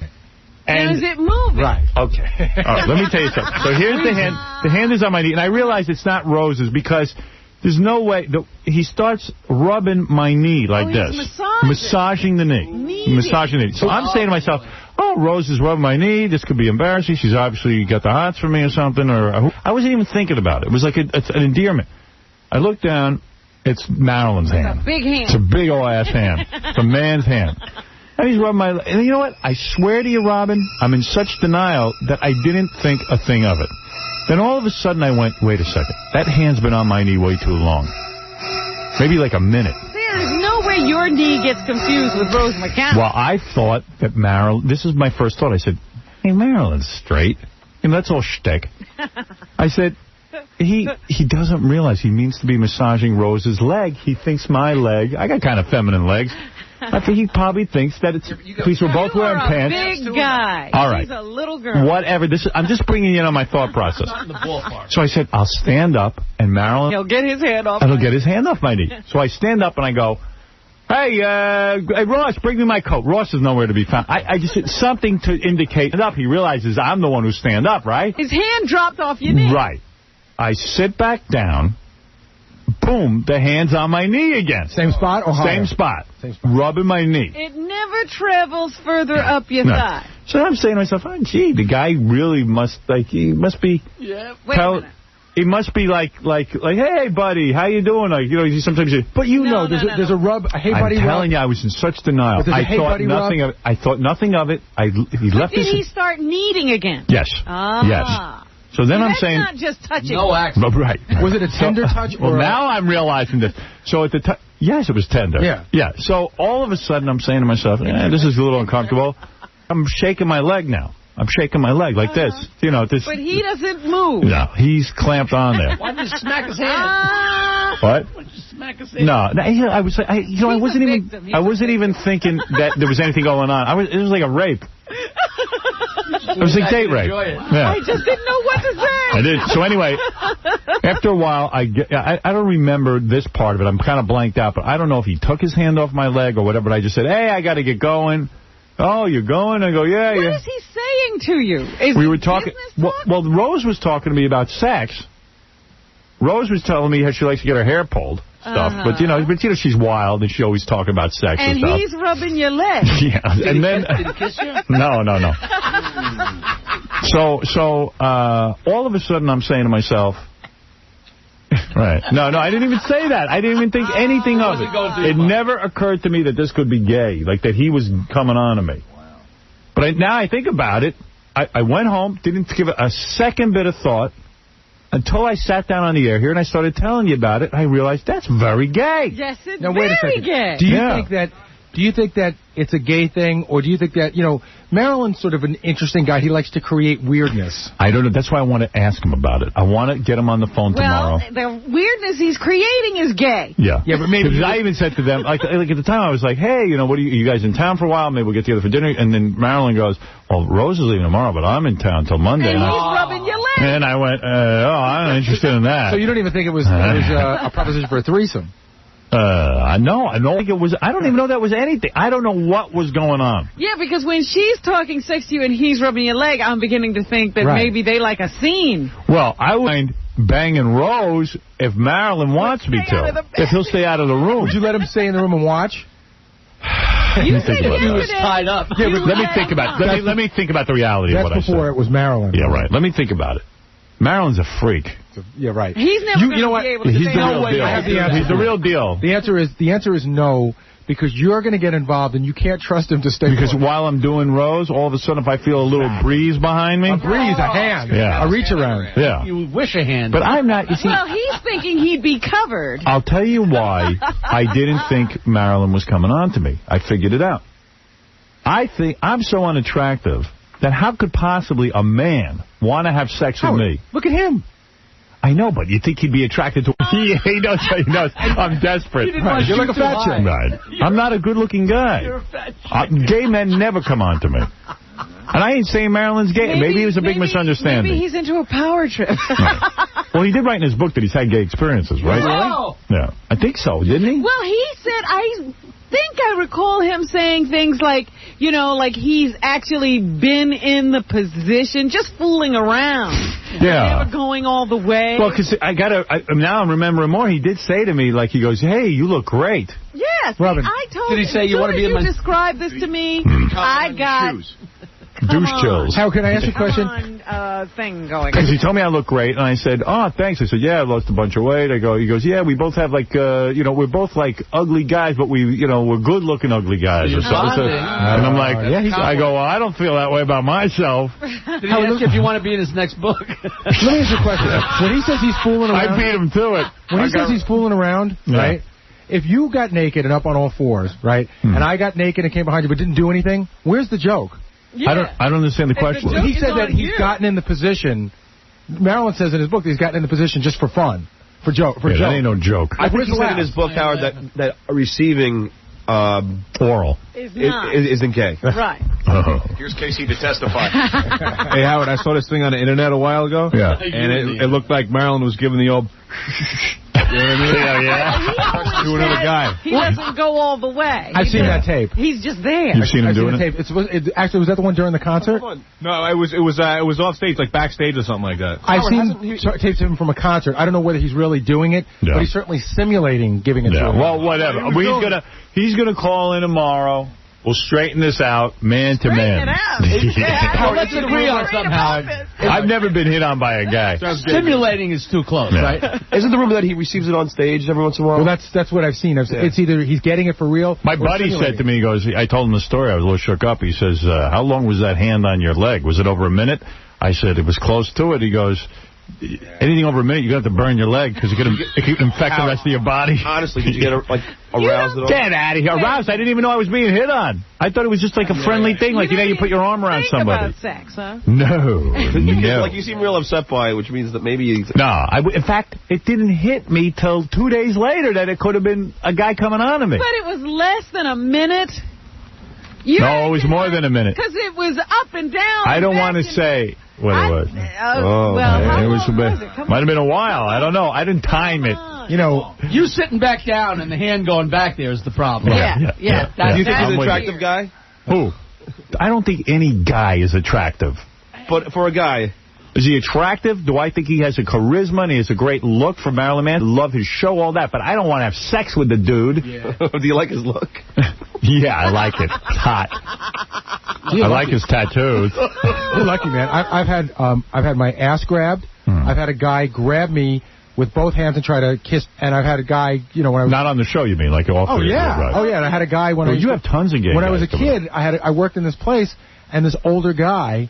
befriended me and used to take me up to, like, this attic to have lunch and try to convince me that gay things were normal. I thought we weren't talking about that. No, this is a whole different thing. Nothing happened in this one. Right. So I'm like 16 years old, and I work in this clothing store. Right. And everybody at the store is really mean to me. Right. Except for this one guy. Yeah. And he's like, that's a bad sign right there. He goes, you know what? It's a family business, and they're all cantankerous, and don't trust them, and blah, blah, blah. So... lunchtime would come around, and he would go, yeah, we'll go up and eat, lunch, where, up where they kept the mannequins and stuff. Yeah. So we'd go up there, and I was like 15 or 16, and he would tell me these stories, and the stories were like... Did he have chocolate? Fool me twice. No, he would say stuff like, when I was in the Army, we'd go out on maneuvers for like 6 months, and there were no women around anywhere. He goes, we'd be out in the field, and there was this one guy that would give oral favors to some of the other guys, and, they would pay him. And he goes, there's no women around or anything. He goes, I did it, but it was just because there were no women around. He goes, that's not gay, right? And I'm going, well, I don't know. And he kept bringing up these scenarios of things like, well, if you just do it once, it's not gay. It doesn't make you gay to try things once. Right. And then I just stopped going to lunchroom with him. Man, you got those big lips. That's inviting to a gay guy. Gary's a supermodel. What was lunch? The guy... I quit the job, and I gave the job to a friend of mine. Right. And, maybe you block these things out of your mind. So when I gave the job to a friend of mine, I never mentioned any of this to him. Right. And he said, I don't know why I didn't. And he said he was there once, and he was reaching down to pick up a bunch of hangers, and he felt this big hand on his ass. And he said he turned around, and he elbowed the guy. And the guy must have been in his middle 40s, maybe 50 years old. And he thought he killed the guy. The guy was like, hyperventilating because he knocked him to the ground. Yeah. So he never grabbed my ass. I just realized I threw a guy across the room one time. Did we ever talk about that? No. I wonder... He just, sometimes it spurs your memory. I was upstairs in the pantry, and I was like kind of on a break or in between. I was like leaning over. This little short Irish waiter just reached right between my legs and grabbed my package. Well, you're hot. This is not an encounter group. We're not I threw him across the room. Hold on a second, Howard. I killed him. Jackie throws him across the room, but Jackie uses his finger on a guy. Yeah. And that's okay. Abby Hoffman grabbed my ass so hard, I thought I was going to scream. Ridiculous. Fun. DJ, you're on the air. What's up? DJ.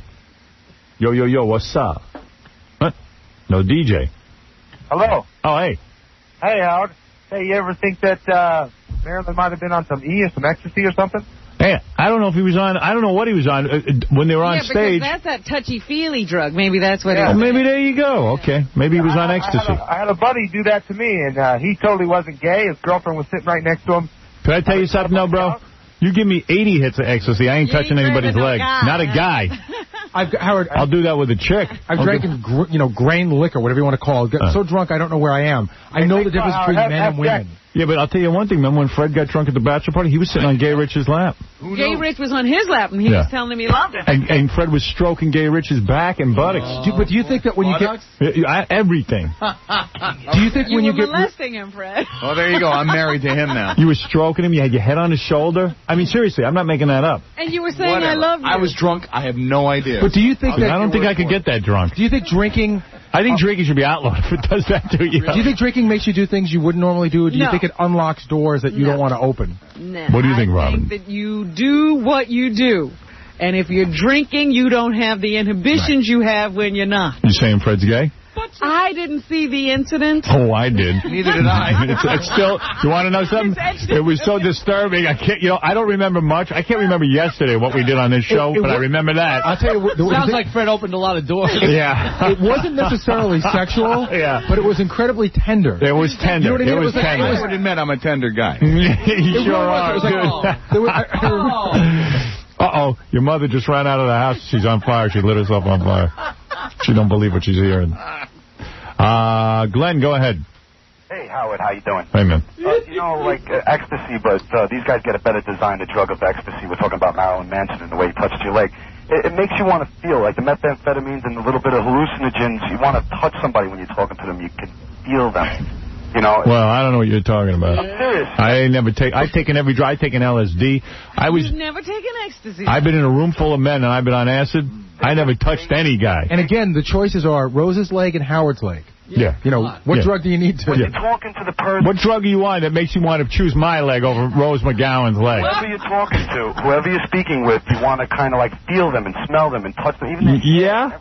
Okay. Were you able to see his eyes, or he had contact? Dude, I've done Quaaludes. You know what Quaaludes do to a healthy man? Bro, they make him want to bang every ugly chick on the planet. I never once made the move on a guy's leg because I'm on Quaaludes. Quaaludes make you... does to you. Quaaludes make you more horny than ecstasy. No. The chick was never so ugly she was a guy. Let me explain the difference to you. I don't like to get too much into drug talk because I know way too much about this stuff and I'm not proud of it. Ecstasy has speed in it. Right. When you have speed in you, your penis doesn't get that aroused. Oh, mine gets aroused for like... No. Listen to me. Everybody calm down. When I do Quaaludes, I was horny as horny as a man can be. And I banged some of the ugliest chicks on the planet. I never once made the move on a guy. No, it's not a move. It's a feeling. Move? Of course. It's like, touch a man? Are you crazy? Dude, it's not gay. That's gay. That's gay. That's gay. That's gay. Dude, I have a girlfriend, right? And yeah, well, you ought to get rid of her. Stuff like that. Want to rub my feet, and touch my hair. You rub guys? You rub guys when you're on X? Me, no. Never. I never really felt that way. But I'm telling you, it's got that feeling. Okay. If you really well, if you never felt that way, how do you know? Get out of here. This guy's a crackpot. See, he's just making up things because it's never happened to him. Because he's not a homo. He's got a girlfriend. How big's your girlfriend's penis? Peter Allen had a girlfriend. Wow. Right. Peter Allen had a wife. Had a wife.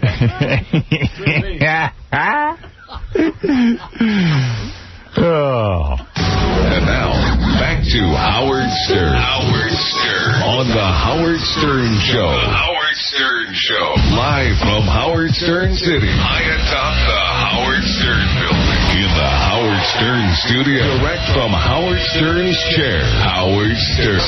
The Howard Stern Show. Howard Stern Show. Featuring Howard Stern's co-workers. Howard Stern's co-workers. On the show that could only be called The Howard Stern Show. Because it stars Howard Stern. Howard Stern. What show again? Oh, Howard Stern, right. Hi, two things. I'm watching a Buffalo Bill game, and they had this commercial of Kobe Bryant, and he's online shopping, and he buys himself a house with a hot tub and a pool, and he gets into the hot tub, and who gets in with him with some hot black chick. And what's funny about that is, of course, he's engaged to a white girl. Why are the networks and the commercial companies and companies in general so afraid to say that, hey, black guys like white chicks? Interesting question. Why is Kobe Bryant in a commercial where a black chick gets into the tub with him? I haven't seen that commercial. I'm too busy myself to see that commercial. I don't know. All right, what's the mystery record? Why did you play it? Oh. I have an interesting question, though.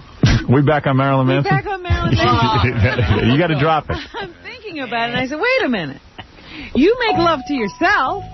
Is that gay? It's different. Wait a minute. I'm going somewhere with this. Go ahead. If you met a guy Go ahead. who looked exactly like you, yeah, could you make love to him? No. What kind of question is Here's that? another question. What if they cloned you?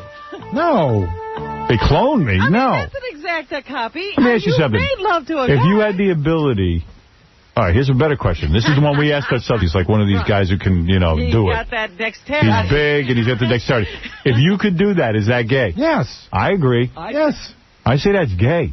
But why is not touching yourself gay? Touching yourself gay. That's because it only involves one, what do you call those things again? Digit. No, your... What? Your hand. Sense. It only involves one sense, just my hand. I don't want to start getting into taste and smell and all this other stuff. Taste is taste goes to a gay thing. Yes. I'm sorry, I don't know. I agree with you. I've never tasted, so I don't know, Gary. I haven't either. You sure about you that? You sure have, Jackie. Oh, so if you don't go all the way... But if that's gay, then with your hand is gay then, because it's the same thing. It's not the same thing. Why not? It's a sense. I don't know why, but that's gay. So, John, you would give yourself oral pleasure if you could read. No. Why? I don't even like. Because it's gay. What's that? I don't like milk. I don't. But what's the point? But what's the difference between that and your? Well, you don't have to go to all the way. Yeah, you don't have to. You don't have to complete. You could pass on dessert. But what's the difference between that and your hand? What do you mean? What's the difference between getting on your head and doing the oral thing or your hand? What's the difference? That's what I'm saying. There is no difference. So you're saying one's gay? He's saying both are gay. I'm saying if one's going to be gay, then they both should be gay. So doing yourself with your hand is gay? No. I'm a fag. So what about oral sex on yourself? I don't think that would be gay either. So why won't you do it then? If you could. Because I'm not gay. No, because it's gross. Use your hand. But what's gross about it? Because I don't, like I said, it would just... Well, forget about that. Forget you're not going to completion. What's gross about it? It's gay. That's what's gross about it. I don't know. All right. It's very gay. But would you stimulate yourself in any other way? Sure. I've used some gel. I've used some toys. Really? What toys, Howard? They got a thing, a vibrator you can put on the... This is so funny. When I was in high school, my mom had a back problem, supposedly. I think my parents were using this thing, too. But my mom had a back problem or something, supposedly, or my father. Yeah. And she bought one of those hand massagers, you know? Right. Like you strap it on the back of your hand. It was like it looked like an eraser on the back of your hand. And it was held on by wires. So I used to, when they weren't around, I would plug it in. And so you have to touch yourself with your fingers while the thing's vibrating. And 2 seconds you get off. 2 seconds. I used to do that all the time. What I'm saying is, do you, when you're in the mood... I mean, yeah. Do you roam around with your hands? I know what she's going for. Oh, I know what she's saying. Do you move below your taint?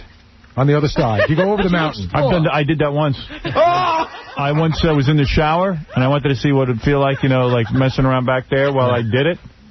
And I did it once, but that was it. So how is that not gay? There's a reason God gave you 2 hands. I don't know. I was exploring my butt. It borders on being gay, but it's not nearly as gay as the other thing. Right. That's why God gave us 2 hands. Hey, I'm just being honest. I've touched my butt and done it. Jackie said that's why God gave him 2 hands.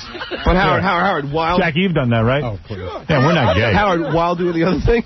Yeah. Oh, yeah. Oh, that's gay. Yeah, I've done that. Yeah, you haven't tried that? Man, you're so busy with your butt. Don't tell me that hasn't occurred to you. I once tried it on a... In fact, your butt is so eroticized now because there's so much itching and scratching and so sensitive. I have a feeling you've turned that into an erogenous zone. Oh, I can't believe me. It's not erotic. It's painful.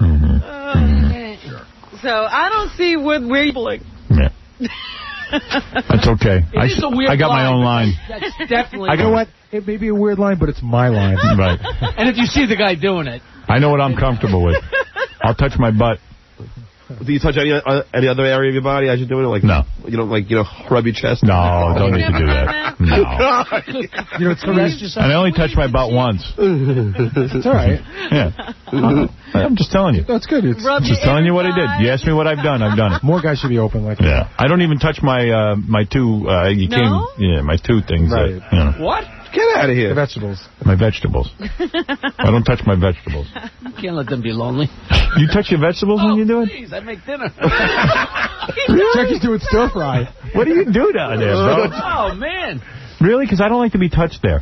Yeah, I don't either. It's very sensitive. Yeah. You got to roll them around like dice. I barely know how to handle them. I don't like any of that. Yeah, I barely know how to handle them correctly, much less a stranger. Yeah, exactly. But you don't rub your legs or... No. I'm not a chick. I could see you doing that. Yeah. Just wondering how far you get. What do you do? Do you rub your legs? No, not you, Robin. Sure, you touch everything. She's a girl. Can I ask you a question? You know her fingers get lost. As long as we're being open and honest, do you find that if you do that the act in the shower... Go ahead. Do you find that that it's different than if you're not in the shower? Because it's irritating. No, I find it like it heightened, especially the water gets... I turn the water hotter. I don't know. That's what a chick does. What are you talking about? With water spouts. No, I'm not using water spouts. Temperature. I'm talking about the temperature. No, I don't do it in the shower because when I get wet, everything it's too dry. I know that sounds odd. Yeah, it's not the That's what the shampoo is for, though. Oh. The conditioner. That's what the shampoo. You see what you learn on this? Yeah, but you got to be kidding me. Yeah, but that's bad for your skin. It'll dry out. Not only that, but I once tried a Noxemer bottle, Howard. Noxemer. I nearly burned it off. It burned for 2 weeks. Noxemer. Yeah, it burns you. No, I bet. You do that once. Yeah. Yeah. Look at Jack. Did you ever do that? Oh, I think 8th grade. Well, Jackie did ice cream, remember? Yeah, Jackie did ice cream. Almost froze to death. He's the real David Blaine. Ice cream? Yeah, what a nut. Rocky, we actually dug a hole in a pint of Haagen-Dazs. Are you nuts? For a goof, I started sticking it in real quick. Holy Christ. Who is this we? We. It's always a we. Yeah, It's who's guys. we? What is it, guys? Like, why would you be around guys? Before you go there, Then why would you be with a bunch of guys doing that? Not with guys. Yeah, a college girlfriend. See, I would I'm sitting there eating ice cream with another guy. You Now he's a girl. Whatever. All right, listen. Let's do the mystery record. Just remember where this Hey, I want to get off this. started. This is very, very wrong. Let's get back out of the It ain't my fault some dude put his hand on my leg, douchebag. Yeah. I'm just telling you what happened. You seem really upset by away, it. too. What? You seem way too upset by it. Yes. I'm not upset. I'm you say curious Casey- to know what he was up to. That's why I want to speak to him tomorrow. He's not upset. He's perplexed. I'm perplexed that also, like, I What would do think. you think? I'm so naive. I didn't even know that it was like a move. Suppose you were in a room alone, and that happened. Oh, then I would have known. Sounds like they were. No, because Rose was in between us, that kind of made it not so bad. Yeah. Did he squeeze it, Howard? Yeah. Oh, he squeezed? Yeah. Let me ask you a question, Howard. What if Gary said that the same thing happened to him? What would you? Wouldn't you say? He's Why gay. the hell didn't you knock his hand away? I know. I don't know. I'm telling you, I was confused. I Hold thought on. that the guy... You know, one more question. Were you under the influence of anything? I had a couple of drinks. Yeah, see, a A little loose, couple though, more. Were your senses dulled in any way? Do you No. I knew what was going on. Was he trying to get you to drink Couple more, faster? you If his hand had moved up my leg, it would have been a fight. Yeah, says you. Whatever. Do you think he could overpower you? He's a pretty strong guy, yeah. He looks pretty tough. Sounds like he broke your heart to me. Yeah. All right, here we go. CD2 mystery. If you had to go gay, who would be the guy? Get out of here. Just let him What's wrong know. with you? Let him... There's a guy. Marilyn. The game clearly John has played in his own head. Yeah. It'd be you, Gary. He's got an answer. You know, if I had to go gay, I wouldn't go gay. What circumstance do Gun I to have your to head. go? You have to have a gay experience. With Shoot one me. guy. Shoot me. No, come on. Shoot me. Just shoot me. Gary, It's over. gun to your head. It's over. Who's your go-to guy? I don't know. When did you start? I never really gave it thought. I haven't either, but I'm curious. Well, If you had to. you go first. I think if you have an answer, you That's right. You got a guy. Hey, you know, it says in the rag magazines that Jennifer Aniston and Brad Pitt's marriage is on the rocks. Oh, already? That's what it says. great. I believe it. You probably sold us. Who's the guy you'd be with? If you had to. I've never given it much thought, but I mean, it would probably be the Tula. Oh, Tula, yeah, but Tula doesn't have a penis. Not a guy. You gotta go with a guy. You got to go Would with you a go- guy yeah. who's still intact. Would you go with a really femme guy that's almost woman so you could half pretend? Yeah, like Brad Pitt. Or would you go with a guy that you just think is a good guy and you figure what the hell? Oh, I don't know. You know, this is all wrong. I don't think we should be discussing this. Like do it with a gay guy? I'd be with Chuck Zito. Yeah, right. Like, would you go Chuck Zito? Or What about Tom? He's muscular. Watch Chuck squish my head and kill me. Right, I was going to say Chuck would kill you. Run me over with his motorcycle. Drag my body. whacking you in the head. Yeah, right. I won't tell nobody. You wouldn't have to live with the shame. I ain't gonna live to tell Mystery record. Here we go. Somebody that recorded an album you don't normally think of as a recording star. Right. All right, now hold on. That's the TV, and here we go. Very sensitive. This better be a woman. This is a famous song. Isn't this Round and Round the Circle? Round and round. This sounds like a Christmas song. Yeah. You know, it's nearly impossible to tell from the voice, but it's somebody really famous. Bruce Willis? No. Somebody who doesn't normally sing. Right. M. Night Shyamalan? No. Oh, will you stop just yelling names? Sounds like a black man. Not. No. Tony Danza? No. Regis? But it don't snow here. It stays pretty green. Actor? Actor? Somebody very newsworthy. Mr. Rogers? I know who Robert it is. Downey I know Jr. who it is. Robert Downey Jr.? That is correct. Robert. Wow. I wasn't going to He yell ain't it bad. out. He seems pretty good. That's good. Sounds really good. Sounds like a guy who's tried. He's got the blues. He's singing like a black guy. He ought to stop doing drugs and start singing. This is from the Ally McBeal, a very Ally Christmas CD. He is a very talented guy. Yeah, That's what's so troubling about this story. Man. He's good. You know what's funny? I was just looking at Rob, and Rob was just giving the look that my mother used to give. The look, she was just shaking What a her head. shame. So Exactly. much talent. What a waste. What a waste. You know what? The guy has a huge drug problem. Leave him alone. The only one who seems to care is the media. Well, there's tons of drug addicts in this country who don't get any media attention. Well, you know, there are people drinking themselves to death right now. Nobody's bothering It's like we've decided to pick on this one guy. Well, I thought it was really interesting that Kelsey Grammer, who's been through similar problems, actually said yesterday, you know, he's in his hotel room. He's not bothering anybody. Let him be. Yeah, who cares? Now he's got to go to court again. It's like, and you know who set him up? The guys he bought the drugs from. Who else set him up? Who would know? I like Liz Smith has a column today. She goes, I figured out who set him up. Sold him those drugs. I'm like, wow, you're a brain surgeon. Why would they set him up, though? I mean, what's it? Why? Because they sold the story to the Globe or whatever, whatever they paper, made the more Star. money. They got money for the Or drugs. It also gets the cops off their ass because they turn in guys once in a while. Yeah, it's just. It's easier for them to do business. And he's out of town. He's not a regular customer. They have to have one-time buy deal. You know, you can't trust drug dealers. That's what the moral of it is. That's the goddamn problem. I remember when drug dealers used to be hippies. They were nice guys. You want to buy a lid? Now they're businessmen. Yeah, now they're like double agents. The guy wants to sit in his room and do a little methamphetamine. What do I care? You know, it's pretty funny listening to the cop who arrested him yesterday. Oh, yeah. And he said, we were called to, it was so elaborate. They were called to this, they got this anonymous call. Then, apparently, the security guards at the hotel were even aware that the cops were on their way to check out his room. So they called Robert Downey Jr. and said, the cops are on their way. And he took the drugs, I guess, and hid him in a tissue box. He put him in a tissue box and then put the tissue box in the closet where they'd never find it. Yeah, no one looks there. But that's a drug guy because any other normal person would just flush it down the toilet. Right. It's like, I just got this. I'm not throwing it away. He's a peaceful guy, though. The cops come, he opens the door, he lets them look through the... He was very nice to them. In fact, they said... He even allowed them to search the room. They asked, can we search your room? He said, sure. He thought the tissue box would work. Yeah. And they said to him, you're a celebrity. And he goes, no, what did he say? No, I'm just a guy with a drug problem. Right. I'm not a celebrity. And he humble dude. He asked him for a cigarette, and they explained why they're not allowed to give him one. Did you realize that cigarettes are a controlled substance? Is that right? And they can't give you any controlled substance. Guy's singing from a lot of pain.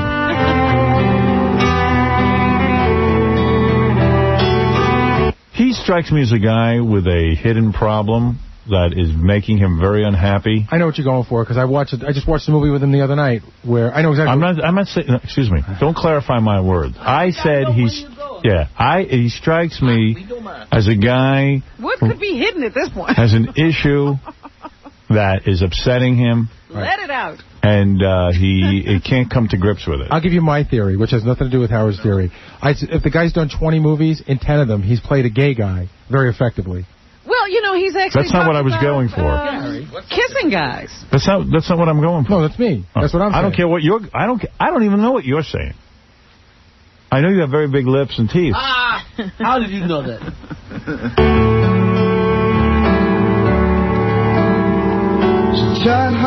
Well, there he goes. Why don't you try track 10, which is not him, but somebody else. All right.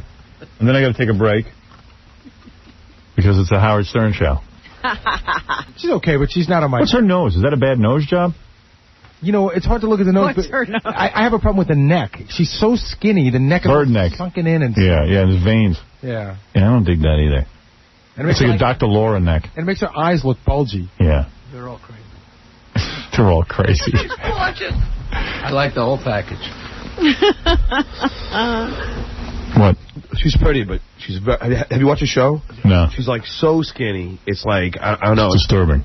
Yeah, I think they're putting extra clothes on. Yeah, it's like... That's not bad. She'd know you were there. Oh, well, yeah, but, I mean, I would almost be like a boy. Here we go again. All right, I gotta take a break. It's great, Howard. You should watch the show. Listen, I got enough shows. Tonight's double Buffy and Angel. I'm very busy. It's so not great. It's not right. I've tried to watch it twice. Not you, Howard. Yeah. It's just not your kind of show. I don't need those fantasy sequences. I like what these guys like, and I hate that show. Good. Yeah, but I don't like NYPD Blue. Yeah, I don't either. So. Fine.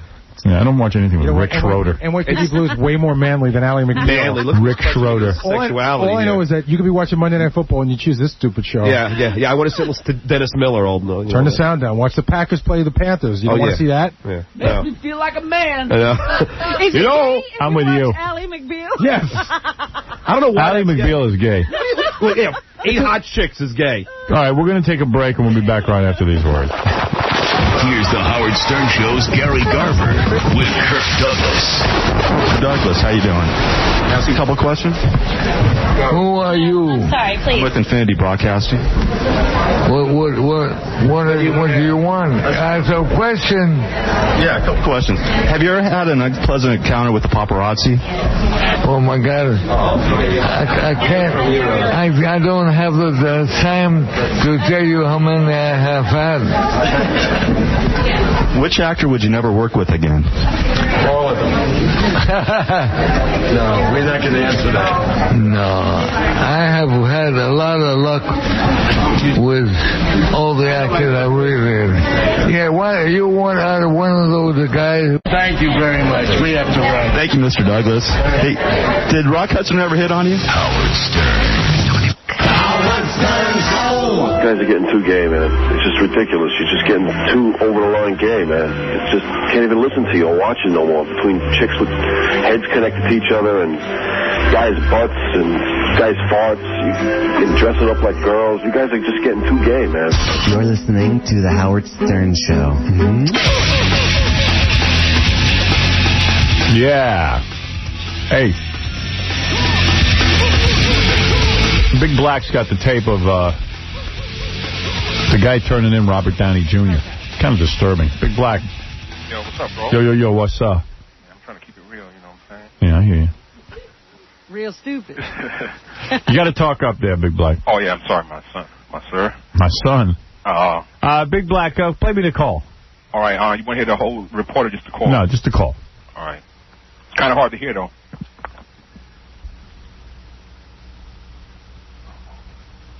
Kind of hard to hear. Yeah,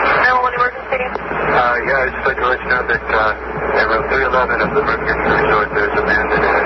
Yeah, I don't understand it. What's that? Yeah, you can't understand that. It's hard to understand. It's one of those Well, he said there was a guy in there with a couple ounces of cocaine and a gun. And he's that's all right. Thanks anyway, though. Hey, you want to hear Gilbert Gottfried on Hollywood Squares? No. He did a pretty good bit. That's okay. All right, man. Damn, it was a total strikeout, huh? Well, you just can't understand it. What about Ricky Martin? You want to hear that stuff, huh? No. Damn, man. Go back and watch some more TV. Yeah, and then tape some more stuff, and you'll be on tomorrow. You did all that tape in for nothing, man? That's all right. You didn't do it for nothing. You added to your educational base. All right. Now you have more information on Ricky Martin than you need. Does he save all that stuff, or does he get rid of it? I saved it all up for you. Got it in my computer, my hard drive. Computer. I got some other good stuff. Thank you, dude. All right, so this guy, I'm not sure what to make of this guy. What guy is this? Well, this guy's name is Peter Sortos. Peter, is that you? Hello? Your name Peter Sotos or Sortos? S-O-T-O-S, Sotos. Sotos. All right, Peter. So this dude, see, I don't know what to make of this guy. I don't know whether to yell at him or say he's been a victim. Sounds to me like I should yell at you. Yeah, that's what everyone else does. Go ahead. All right. What did he do? All right. This guy, what's the lowest thing on the planet? A lawyer? No. What's the lowest crime what's the lowest form of crime that even other prisoners hate you for? Oh, it's, child molestation and rape. Right. So anyway, let me understand this, Peter. Okay. All right. You are an author who writes about child pornography. So when I first heard the story, it sounded like... What do you mean he writes about child pornography? Many of his writings start with some sort of true news account of some sort of crime of sex. You know what I mean? Right. And so in researching his books, he went on the Internet and I guess looked up some child pornography. This is his story? Well, no, you're way off. I am? Yeah. All right, give me your story. Well, first of all, what you're talking about, what actually happened, I think you're going to lead up to the arrest, yeah? Yeah. Yeah. But that was like 18 years ago. So. Yeah, all right, forget about that, though. What happened to you recently? No Internet then. Yeah, okay, but what happened to you recently is you went on the Internet, didn't you? No. You got to, I talked to Benji and KC, and I explained this to him like 3 different times. Well, then explain it to me. All right, well, I'll try. Well, then I got to go back to like 18 years if that's what you want to talk about. But if you want to talk about the new stuff, the writing. Well, that's what I was talking about. Would somebody explain this to me? I'm trying. Here's the deal. You were arrested. You got in trouble recently because... No, I haven't been in trouble in 18 years, that's what I'm telling you. All right, okay. I'm going to start again. Since you can't seem to tell your story, and I don't know your story... Well, I know. This is the problem. But, I mean, where do you want me to start? I'm asking you. Maybe we shouldn't be talking at all. All right, can I hang up on you? I'm bored with this already. Just mention the website. Mention the book. Well, I don't know if I want to mention the book till I know what's going on. I got arrested. About 18 years ago, we got arrested. Tell people why you got arrested. For possession of child pornography. Right. Why did you have child pornography? You were putting out a magazine. Yeah, right. Of child porn? No. Yeah. Of murder and violence and Yeah, sexual crime. but you included child pornography in it. No, it was just writing. I got arrested for obscenity. It was your writing. But I had some child pornography on me. That move. Okay. But there was no internet. You know, and I think I'm bored with this. Yeah. It's too confusing, and my audience doesn't have that much child time. pornography on you? Yeah. Should I get into this, or should I just bail? I don't know. Maybe your audience isn't ready for this sort of stuff. All right. I'll just give you. I'll give you a website. We had a misunderstanding. They can get more information at creationbooks.com. All right. Creationbooks.com. Is that a trial porno site? Not at all. Okay, good. All right. It's regular literature. All right. You happy now? You got a plug? You guys called me, man. I know. It's just a story. Casey pitched it to me one way, and now it's... Well, you know what? Let me just tell you this. There's a book out called Apocalypse Culture 2, which is what Casey's working on. And it's got a load of information in there. You can get more information about this and other crimes. Well, pretty soon Casey won't be working on anything. Yeah. I recommend it. But anyway, okay, creationbooks.com, and what's feralhouse.com? Feral House publishes Apocalypse Culture 2, which is it's a sort of anthology of different underground writers. Benji, don't try to say this. What are you going to do? I was going to tell you two interesting angles it might be on this guy that maybe kind of... You know what? I almost don't care. Or if you want, I can hand you his book and like a kind of the writings like... I don't care. Okay. I don't care. But one of the sites he gives out, technically you might get arrested if you go on it. No. See, everything is no. Everything's confused. Well, you told me that there's stuff on the site that if you possess, that people have been arrested for it, correct? Is this Benji? Yeah. This is the guy that asked me if I killed my children. Did you? There's an artist called Stu Mead. You can go to the website, Feral House, and look at Stu Mead's art. I mean, it's paintings. It's not child pornography, for Christ's sake. Oh, but the authorities might consider it child. Well, this is a question, you know. Right. Hey, listen, dude, I got to go. You're a good guy, I guess. You know, as long as you're not a child pornographer, I'm okay with you. All right. Creationbooks.com. Okay. Thanks a lot. All right. Bye-bye. You know, sometimes I get pitched stuff, and then when the guy gets on the phone, it's kind of a different thing. And, yeah, everything was no, that didn't happen. Yeah, and then I just went, you know what? Life's too short. I don't really care. Lewis, you're on the air. Yeah, I was just flipping through the radio stations when you was on commercials, and I got on Z100, and they have that gossip crap that they talk about. So one of the girls was saying that when the cops came in, they found the Wonder Woman costume in the room. So they were saying that there was probably a woman in there before he got arrested. First of all, those idiots on Z100 wouldn't say anything. I don't think the Wonder Woman costume was for a woman, okay? Yeah, there were several costumes. It wasn't only a Wonder Woman, and that was just one. Yeah. I think that's why everybody's... I got a whole other theory going. So don't you think it was probably that woman that ratted him out or something? If it was true? No.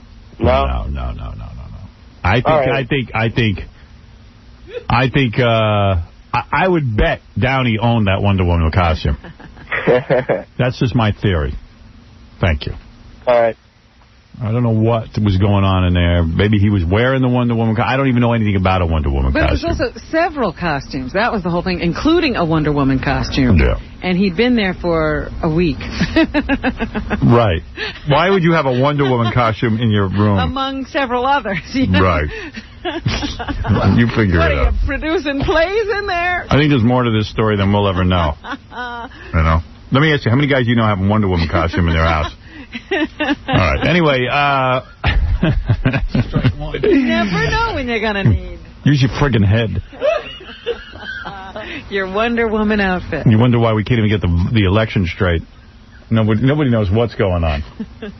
All right, this dude, we've had him on the show before. We've had this guy on the show before. His name is Mad Russian. He sometimes goes around and asks people questions like Stuttering John, but we don't put him up to it. He's back because for a while he was sort of dormant. Yeah, he's a weird-looking guy. He's got a Russian accent, and he gets on a lot of people's nerves, but he got a girlfriend. But more important is in the room, in the house. And this is your girlfriend for real? Yo. Yeah. Oh, you're very attractive. Is she from Russia? No. No, Robin. She took me away from you. I was in love with you. Where the hell is Robin? Don't worry about where Robin is. I love Robin. I want to worry about where Robin is. So, Olivia, you are really going out with him? Yeah. Wow. I got no money. There is no Robin. I do a voice. I do a ventriloquist voice. Yeah. Yeah, watch me not. What's up with the white people, Robin? There she is. All right, Mad Russian, to answer a couple of questions, I'm going to throw you out of here. The guy's been waiting around for 2 days to get on the air. Oh, no. You say you have no money, but you're a cab driver, right? Right. You don't make money driving a cab? How much money can you make driving a cab? By the time you make money for the company, for the boss. And Olivia, you're attracted to this guy? Yeah. Yeah? What do you do, Olivia? Maybe you have some money. Well, no. At the moment, I'm jobless. I was cleaning this lady's house before. She's a sculptor. But I sculpt. She's an artist. Yeah. She's a sculptor. She's a sculptor.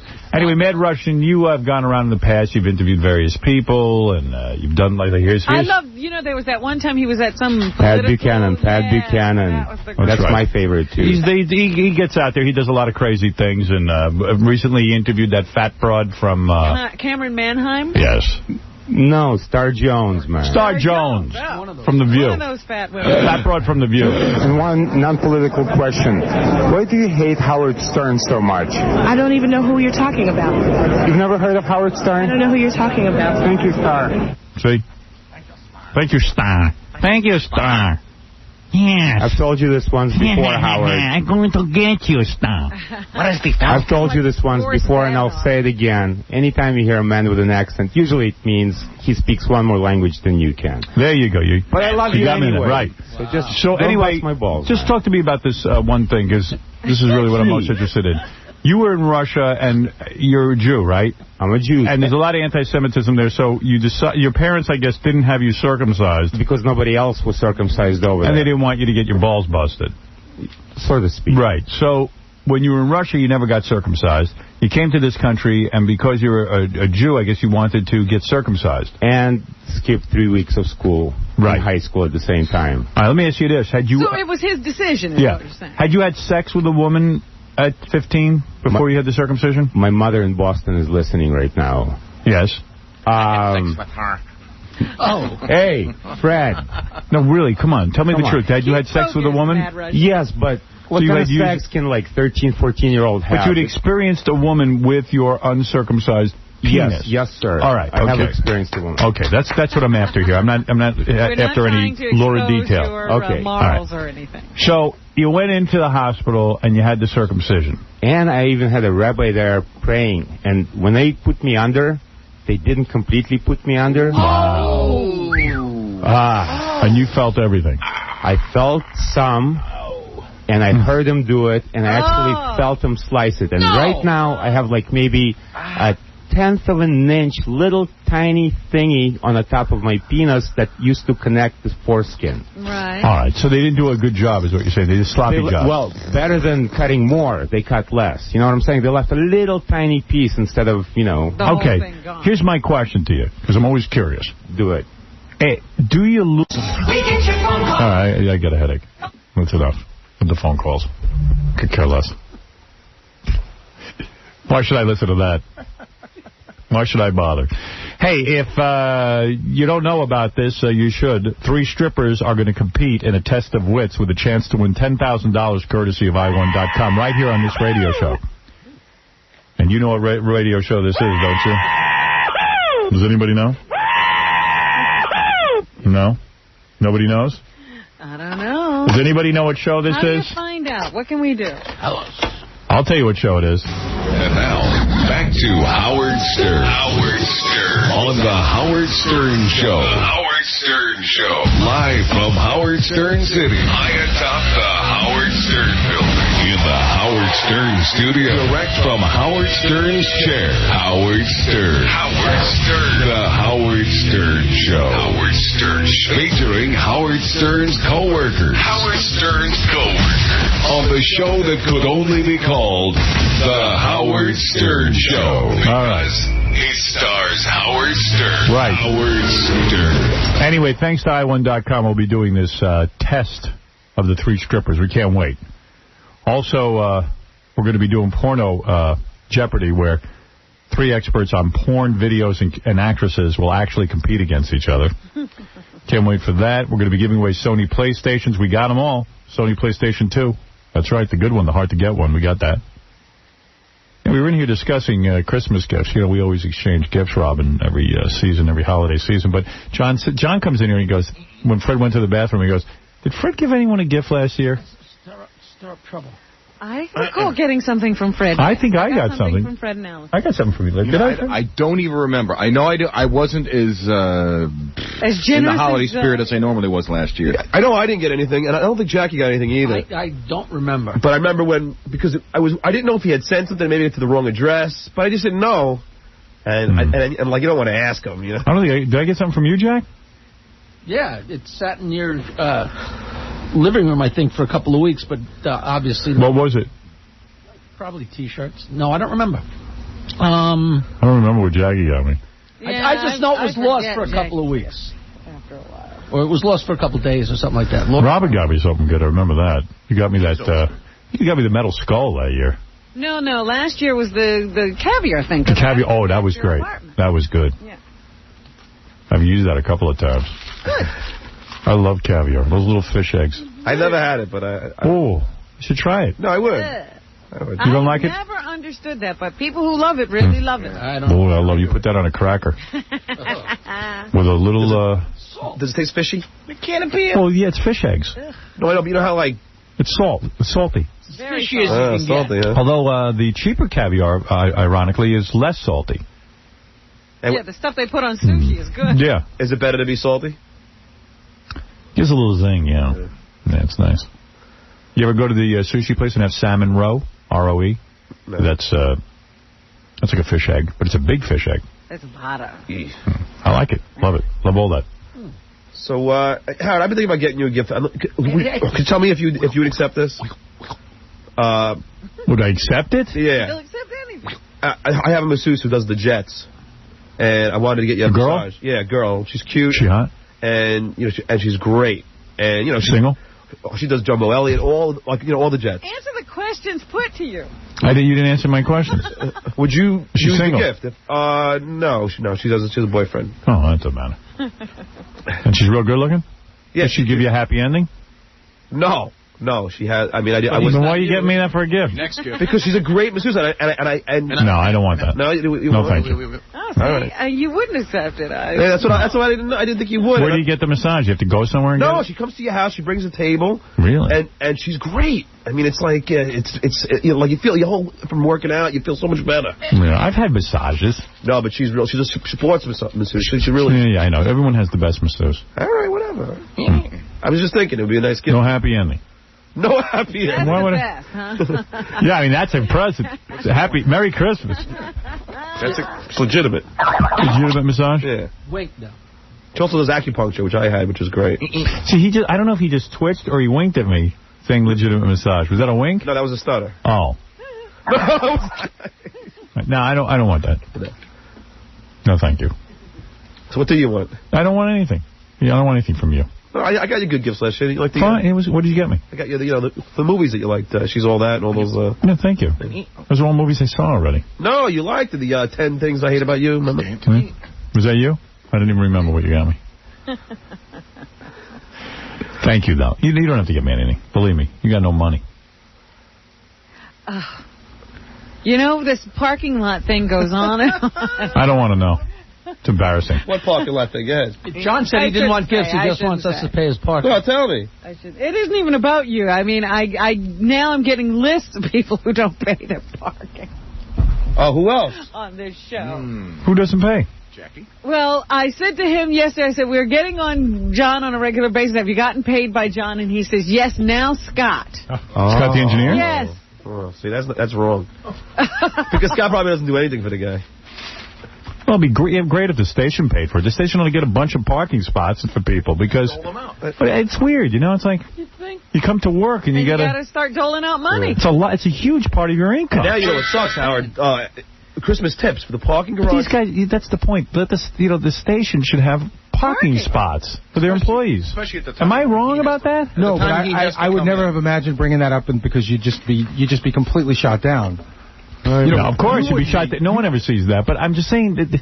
I agree. I mean, we get the radio station could be in Queens, for Christ's sake, where everybody would be able to park. We get up at the crack of dawn. You fight your way in here, and it's a big expense. Of course. What's it cost you a month to park in this building? I'm not even sure that I'm allowed to say. You know what? It's close to $3.50 a month. Wow. And then it's $1 a day a tip, and then Christmas tips. Yeah, and the Christmas tips, and plus the... Listen, this company buys everything. Buy the goddamn parking garage. Seriously. You're right. Buy it and let people park. Scott's good. But wait a second. I agree.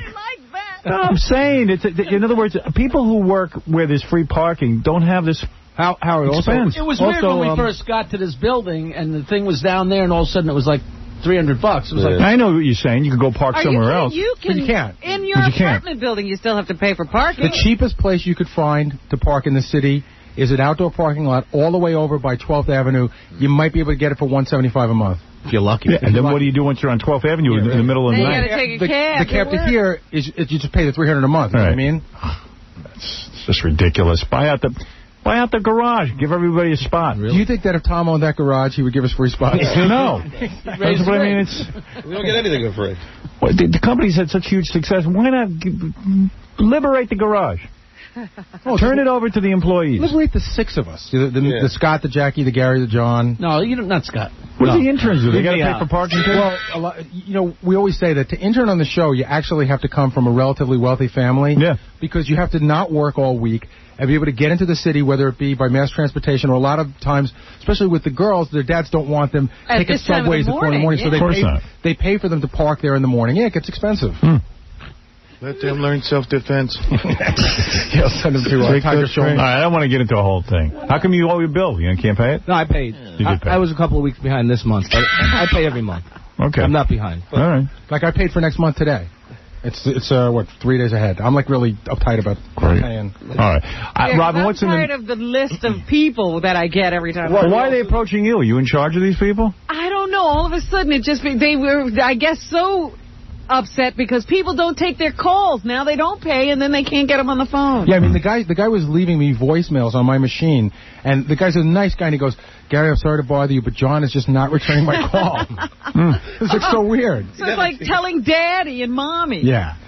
You should put it on your credit card. Yeah, I pay. That was oh, please. No, it's not. Every month they say. Yeah, Howard, I am forbidden from parking down there. I've been kicked out. I'm not allowed to park. Why? As I didn't pay my bills. Make it sound like he doesn't have the money. He doesn't. Wait my monthly. No way. I don't know how he affords it. I don't know. I don't know how anybody's affording that. That's a lot of money for a guy making a regular living. $350 a month. It is. It really is. And in my case, I come in, I get here at 4. There's really no other way for me to get to work. I got to drive. I mean, I can't take mass transportation. You're talking to the converted. Yeah. I'm on your team, bro. Thank you. Liberate it. Yeah. Liberate the garage. Liberation. Yeah. We do get a turkey for Thanksgiving. There you go. I can take mine this year because my freezer's full. I really could. Casey should know because soon enough he'll gamble his car away too. Have you thought about the tipping your building and all that? Yeah. Oh, yeah, believe me, I think I do a good job with that. But you don't tip individuals, right? You give the lump sum. And no, I tip you have to tip everyone in the building. Everybody's individual. How do you figure that out? How do you do lump sum? Well, in my building, you used to be able to give the manager an amount of money, and they and they told you no wonder everybody looked at you cross-eyed. No. I didn't do it that way. Right, I wouldn't either. But they said that you can give like one amount of money that goes. I'd be happy to do that. Well, I did live in one building where they said you contribute to a fund and everybody gets paid from the fund. But you know what they would do? They would list every tenant in their apartment and they would tell what each tenant gave to the fund. Like in my building, you got a whole bunch of people who you never even see, like janitorial staff and stuff. I don't even know what to give them. What do you give? I give them something, but they always look at me cross-eyed, like maybe I'm not giving them enough. Give them a lot. That's what you give them. Howard, in my old building, but painters. They were painters. No one ever painted my apartment. Right. They were painters that are just on staff. They were Christmas list. I give them. I think I gave them $20 each. Yeah. I never saw them. I didn't even know who they were. I give the guys I don't even see like $50 each, $60, sometimes $70. Now let me like a shakedown, doesn't it? Here's some questions. Well, you know what? I New York Magazine. They're talking about the salaries of everyday people who work hard for you. You know what a waiter makes, what a waitress, and a doorman. The most, you always think, hey, the doorman's got some kind of hustle going. The most doormen make in Manhattan, because they're all part of the highest guys, like $50,000. So, you know, guy with a family and stuff like that, they rely on tips. They need a good tip at the end of the year. They do. Especially. They do need a tip. And if everyone in the building took care of them, the guys would make a nice living, and you want those guys making a nice living. I'm happy. Let me ask you a quick question, because we'll just get rid of this really quick. Obviously, you know, for me living in the suburbs, you got to tip the mailman, you got to tip this guy. Do I tip the Poland Spring guy who comes once a month? Yes. Yeah, I guess. I tip that guy, okay. Because I haven't been tipping him. So I'll have to get him this year. Give him a little something. Okay, of course, the guys in the garage. The garbage man that goes I've been tipping the garbage man you have all to. along. Oh, you have to. What do you mean all along? Well, you know what? When we moved in, we had a lot of garbage. Well, yeah, you do that when you move in. Right. And we've been, because we've been throwing away junk. So like every month we give them like $50. Well, you're getting into a bad habit. I know. No, you're into a weird scene there. This is why I can't pay parking. Yeah. No, dude, you don't have to give $50 a month, but on Christmas you give the guy a nice little shot. Little stipend. No, we would. Now he's going to expect 10 grand from you. At one point you do that. Yeah. The FedEx guy, does that guy count? No, you don't tip a FedEx guy. Oh, my God. Not that I know of. Not unless he's there every day. You know the FedEx guy personally? Yeah. He's there every day? No, but I just know him personally. He goes, hey, last year he goes, hey, here's your Christmas present from Howard. Is that what he said? Oh, God. What is it, man? How much are you going to give the parking garage guys? I don't know, 200? Is that low? What, for each guy? No, 200 for the 6 guys? I don't see 6 guys. I only see 3 guys. In the parking lot, for Christ's sakes. Really? I mean, it's a fortune. I don't think I relationship that much. That's John, $200. But you mean for the whole total? That's very nice. Oh, yeah, no, I've done that. Yeah, but the total. I'm going to give David $200, and they all pull their money. Oh, you're ready. They don't?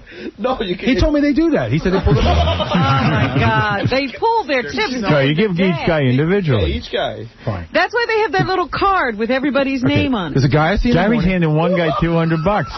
You don't think he splits it up with everyone, does he? Last year I asked him about giving every guy. All right. I only know what the guy tells me. I don't. What do you tip your dentist?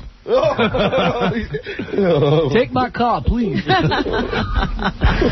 So, no, don't give one guy all the money. I'm sure in that particular case, he's a very honest man. So but I'm saying there are some people who wouldn't be that honest. So here's what I'm going to do. There's 4 guys down there that I see on a little bit of a regular basis. 3 guys I see regularly. So I'll give the head guy $75 and the other guys $50 each. That's fine? That's very nice. That's very generous. That's good. Considering you're paying $350 a month on and $1 a day. And you tip them during $1 a day. Yeah, it's another $290 a year. That's enough.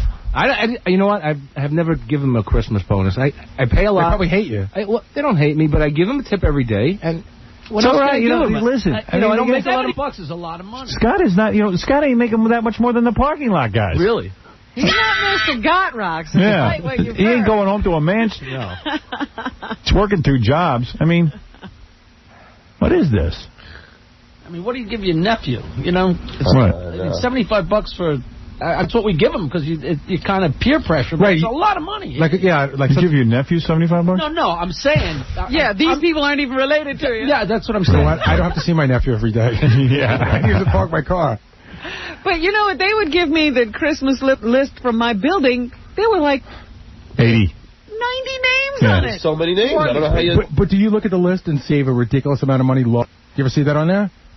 No, I don't know what. In my building now, nobody tells what they give. You just take care of it individually. But I have 500 envelopes to handle. Yeah, you always take care of the doorman. You take care of the head of the building and stuff. But, I mean, after a while, you just don't know what to do. It's about 30 names. I'll tell you exactly what it is. It's the manager of the building. Right.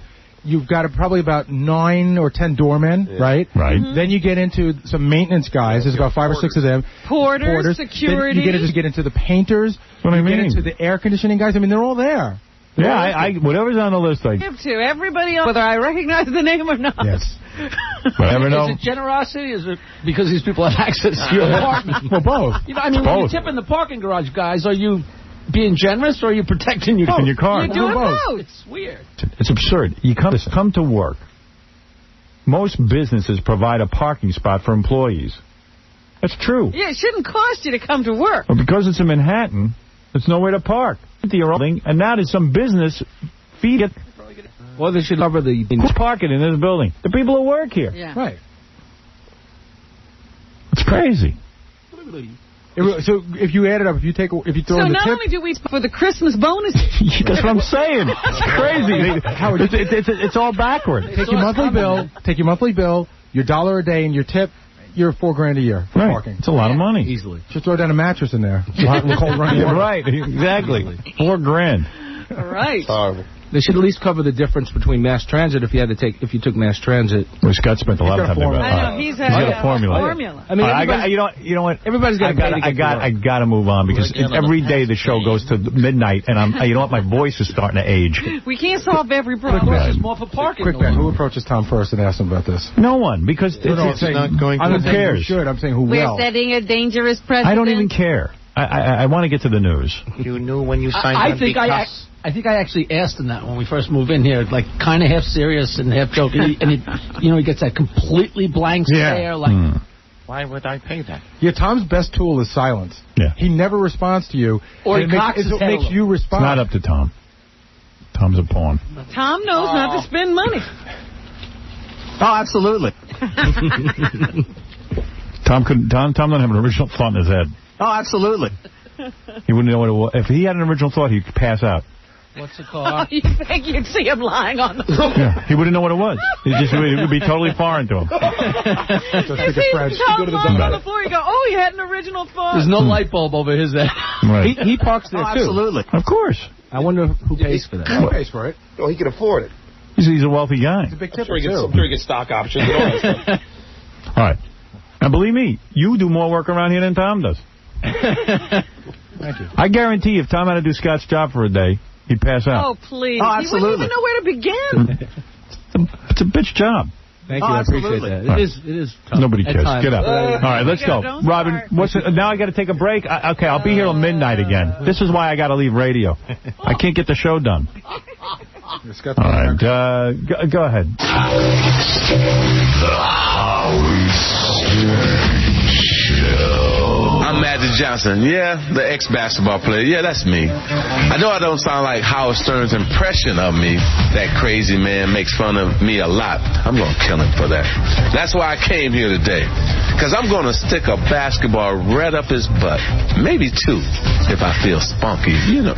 I mean, I love the guy, but sometimes you just need to stuff a basketball right up the guy's you-know-what. The Howard Stern Show. Howard Stern is playing to his audience, and he knows, that it is a joke. It is a joke. Do you think that's funny? Yeah. Why? Because it's kind of nutty. Now some place that I could give a rat's ass about with a sucker. You know who you are, the king of the media, Howard Stern. The Howard Stern Show. All righty. Thank you.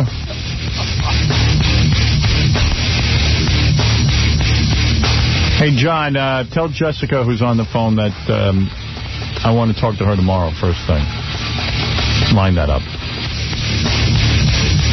All right, Robin, what's in the news? Exorcists and exorcisms are on the rise. Good. That's good, because that proves to people Church. what bull the church is. If they sit and play into people's fears like that. You know, there's a lot of mentally ill people. Put full-time exorcists. Good. There's a lot of mentally ill people who think they're possessed by the devil. And it's very sad that they're not getting real help. They're getting a bunch of kooks who walk around in robes and start throwing firewater on them. It's awful. Just awful. The overall number of full-time exorcists in the Roman Catholic Church in the United States has risen to 10 from Shame on them. a decade ago. Shame on them. And people say that I'm bad for America.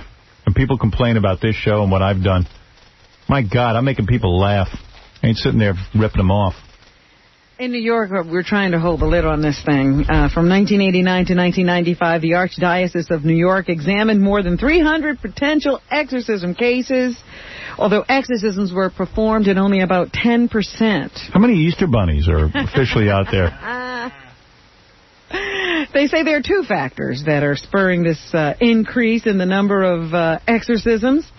One is popular culture. The other is the belief by some that there is more evil in the world. So there. Go get yourself an exorcism. Mm-hmm. I was just interested in what's going on at the box office. This Dr. Seuss's How the Grinch Stole Christmas made $52.1 million over the weekend, but in 2 weeks, Howard, it has made $137 million. Unbelievable. I don't even understand the book, let alone the movie. Meanwhile, it took Charlie's Angels 4 weeks to make $108 million. That's still pretty good. And Meet the Parents 8 weeks to make $148 million. Wow. So that's just an incredible amount of money to make in 2 weeks. Meanwhile, Little Nicky, the Adam Sandler film, has been out for 3 weeks. How much? And has made $33.8 million. Good, thank God. Yeah. I couldn't live with myself if that was a hit. Thank you, America. So some things are right. Now, are our supermodels getting too old? Do we need a new crop of supermodels? Yes. I see that Revlon is dumping Cindy Crawford. That's an unfortunate way of putting it. This girl had a long run with the Revlon company. Now she's what? She's almost 40 years old. So they're going to replace her with a younger model, of course. But the article, she was dumped. Well, That's dumb. You know, when you've had a job for a long, long time, it is a dumping. I guess. She didn't want to leave. It ain't a permanent job. And they say that Estee Lauder, is it, that has Elizabeth Hurley? They're thinking of getting rid of her. Well, of course. And going with Gwyneth Paltrow. Well, that ain't going to get anybody interested. Cindy's look is dated, and it's not bringing in new people. They need to go with somebody younger. Yeah, well, let's take a looking at her. And I guess they don't like Elizabeth Hurley's image for some reason or other. Meanwhile, today they say that Elizabeth may be signing a $4 million deal to be the spokesperson for that gel bra company. Don't you think they could have gotten her for $1 million? I mean, honestly, to stand there in a gel bra? She would be the highest paid lingerie model were she to sign that deal. Well, look, if Cindy Crawford wanted longevity, she should have been a stewardess. She could be one until she's 78. Same with Elizabeth Hurley. And that's that. I mean, listen, that's life. She's made a lot of money. And they got a lot of young models who are coming up. They got Giselle. Giselle. I see her everywhere. Yeah. But she's, you know, you don't have to cry for Cindy. I don't think she'll miss any meals. No, her husband's a very wealthy guy. And so is she. Yeah. You know, she's got some bucks. Hey, I should hope. She's a model. She probably lost it all. Oh, they all do. But she's brilliant. Yeah. Wasn't she the valedictorian of her class? I also see that Jack Welch, you know that name. Jack Welch was the head of GE. Effect on our lives, don't you think? Didn't he fire us? Yeah, they were cleaning up the place for him when we got it. Right. Jack Welch, he's the head of GE. He's stepping down next year, and yesterday they named his successor. I bring this up only because the man had an incredible run at GE, changing the company over. And on 60 Minutes a couple of weeks ago, they said if you had invested $10,000 in GE stock back when he took over the company in 1981, now that stock would be worth $800,000. Wow. Yeah. If we had invested 10 grand. 10 grand, just 10 grand. Wow. See, you see that? Yeah, you think you want to jump around and buy all these internet stocks. All you would have had to do is put your money in GE. People are looking for a quick fix. That's the problem. Yeah, but that's pretty incredible. Well, both of us didn't do that. Neither one of us We lost did a fortune on internet stocks. Isn't that something? Yeah, that's amazing. What is it about marijuana, Howard? I am amazed. Talk slower. Why? What are you amazed? I'm amazed that, you know, they say that it can help people with certain conditions, you know, right, like glaucoma. Cancer or glaucoma or whatever. And yet people don't want these sick people to have it. It's crazy. I can't even understand why they don't want to use recreationally. Because they're afraid of recreational side. They're afraid that these sick people are going to be somehow, you know, scamming, and they're going to get to smoke marijuana for free. Who cares? Yeah, I mean, who would care why anybody wants to smoke marijuana? They call it marijuana. And by the way, these sick people, why don't they just go out and buy a bag? Because you don't want to go to jail when you're sick. But the Supreme Court has now decided to look at this whole situation. There are several states now that have approved the use of medical marijuana. Jackie said to me the other day, I hope I get glaucoma and cancer so I can smoke for free. See, where's my palm? Things are blurry.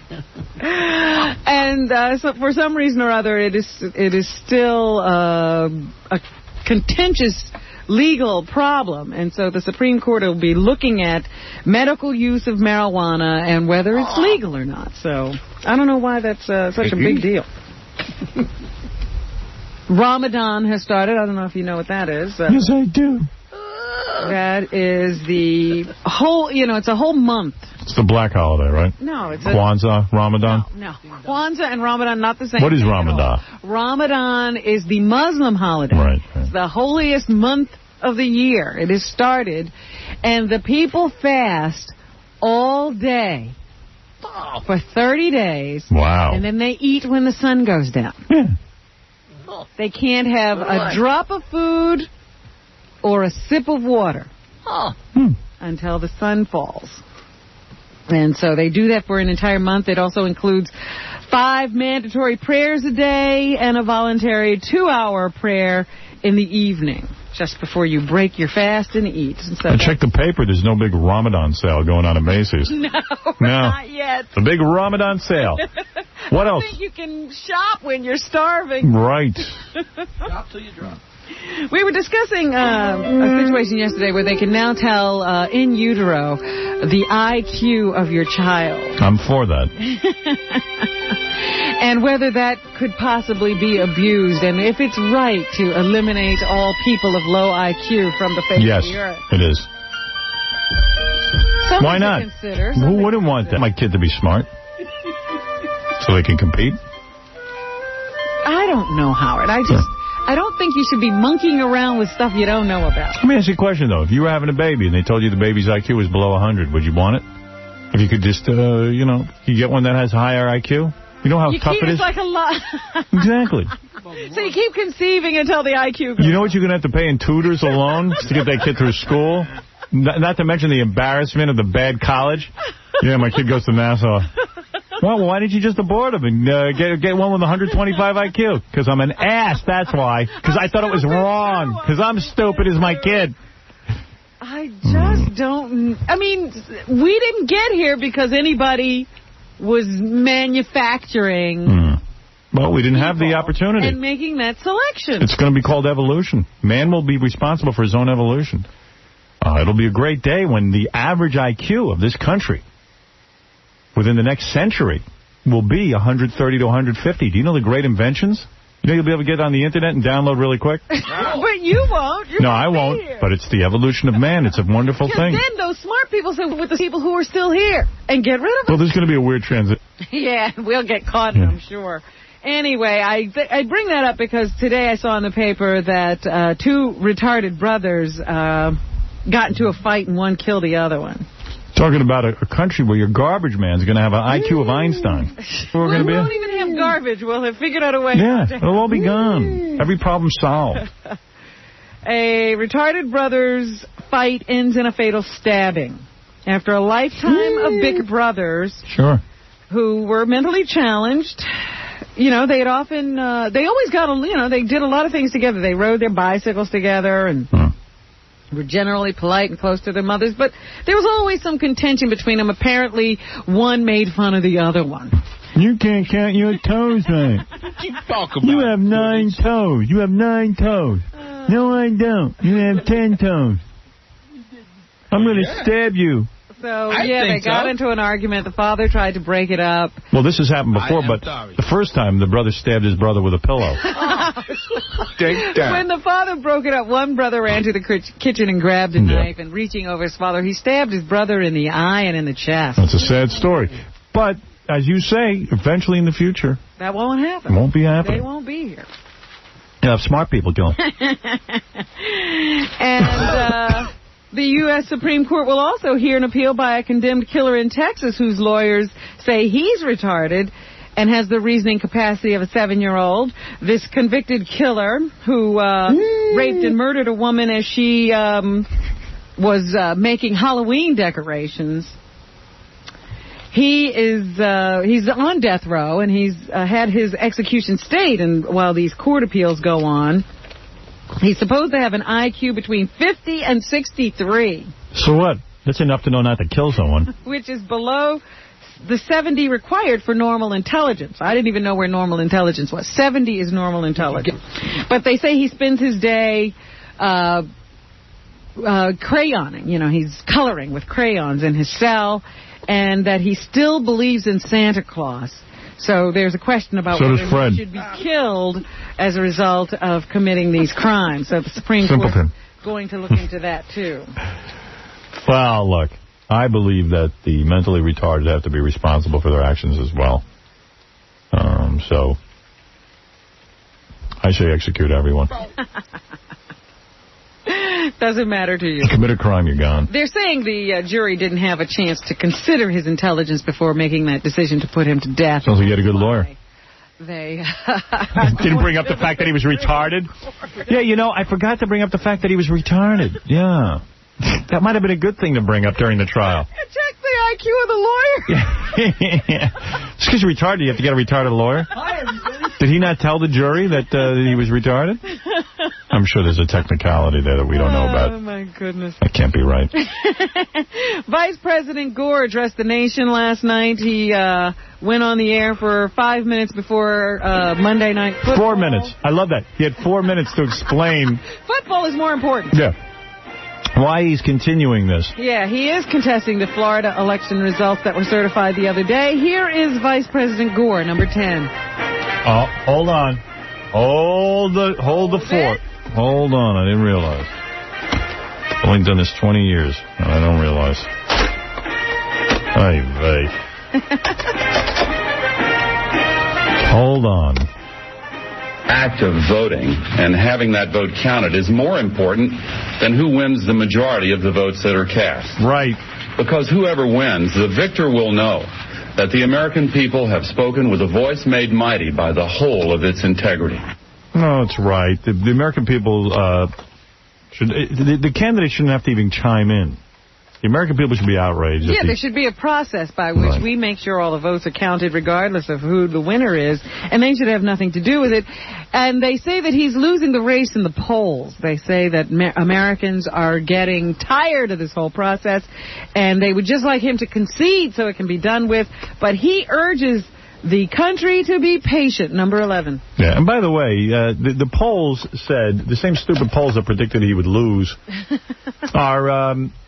wrong. 54% of the people said they're tired of it, and the other percentage, the same people who voted for, many of them voted for Gore, want to see an accurate count. There are some who would have us bring this election to the fastest conclusion possible. I have a different view. I believe our Constitution matters more than convenience.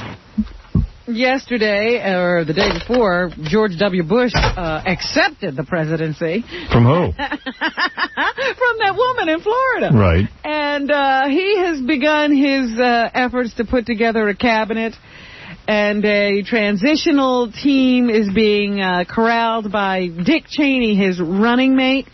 Money for the transitional governments is not being released, however.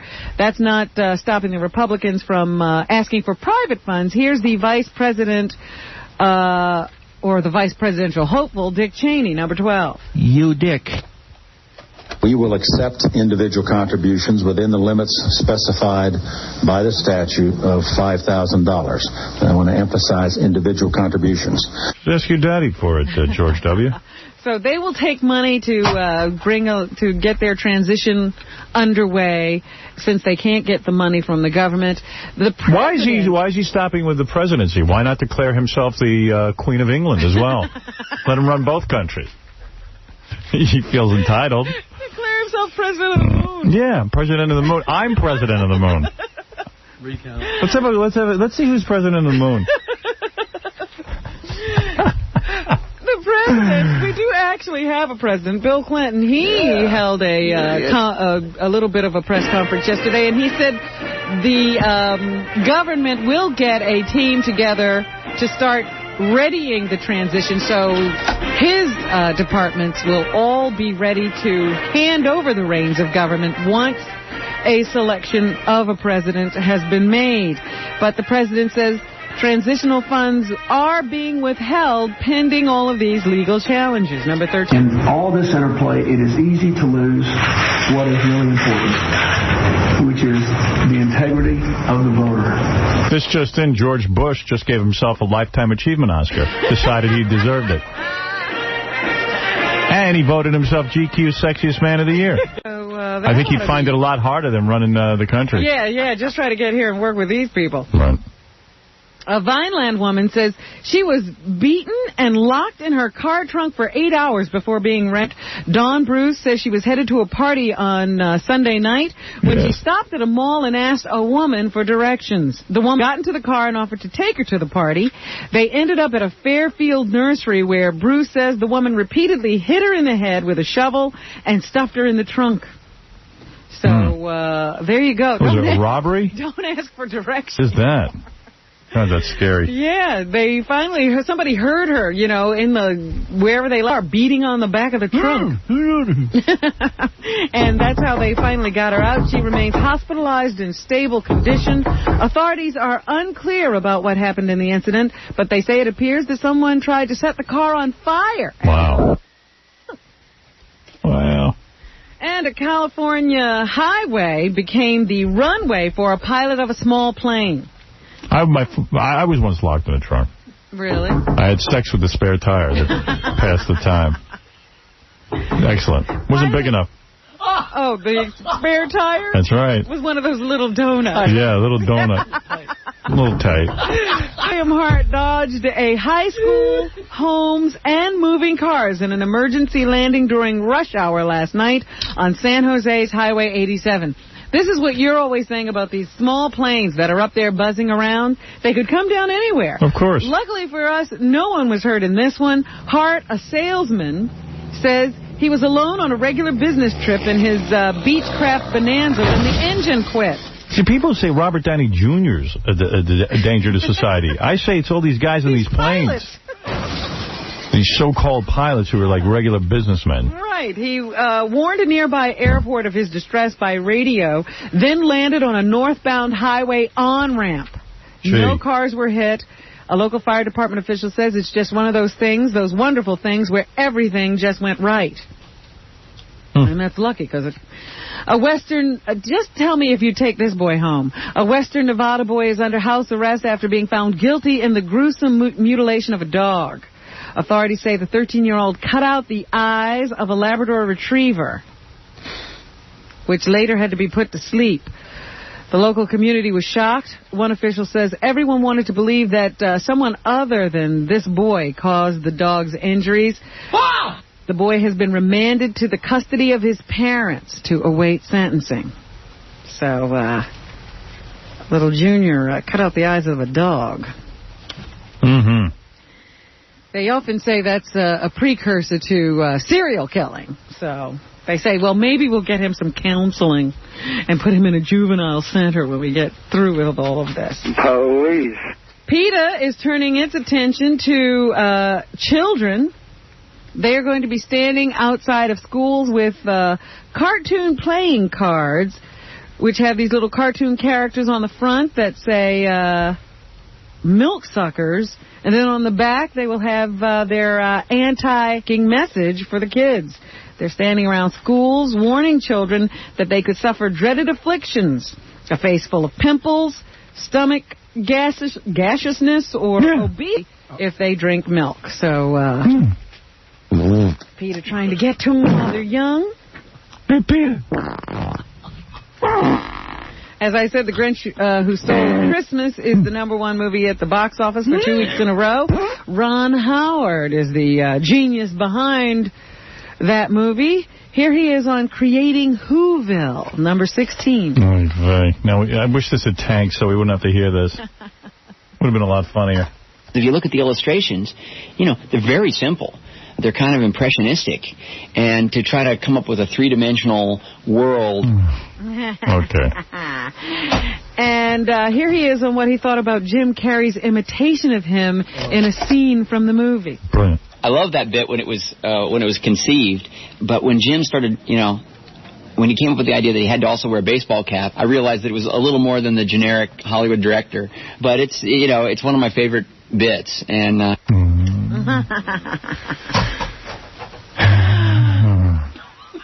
well. What else? Anything? Sure, there's plenty. No. That one really depressed me. Go ahead.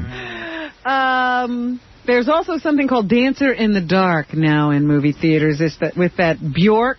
They used her music, and she's performing or acting in this film. Here's the director, Lars von Trier, to tell us what it was like working with her on film. Is it really a film if nobody sees it?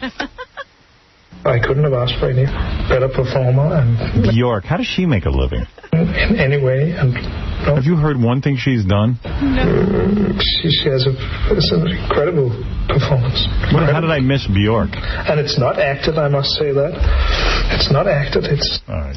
Good. She's a genius. All right. There's something called that is really incredible. It's called Quills. That's in movie theaters right now. It's only in limited release. I think it goes wide this weekend. It stars Jeffrey Rush and what's that girl's name from Titanic?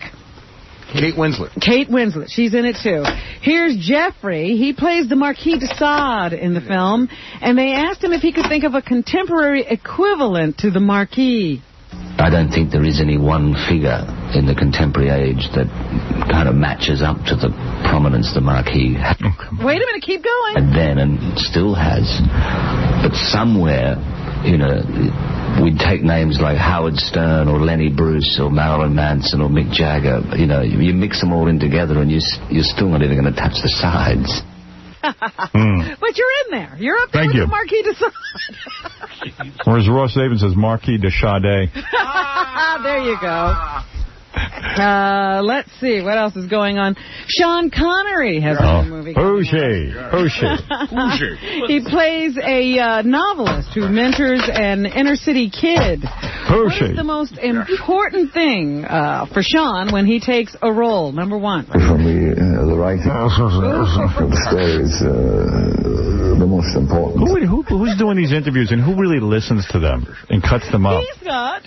It catches me. Catherine should have vagina. I think this is something I'd like to see. Something I'd like to see. Who? I don't hear these interviews on any other stage. And here he is. I like to see. To tell us that rehearsal and pre-production on a film only have... movies. I find that if you take the time to go through the jokes and go to the different sets and block and walk and talk, and you take the sound... I'm bored. You're not reinventing the... Yeah. You know, the guy who invented AIDS will not have this much to say.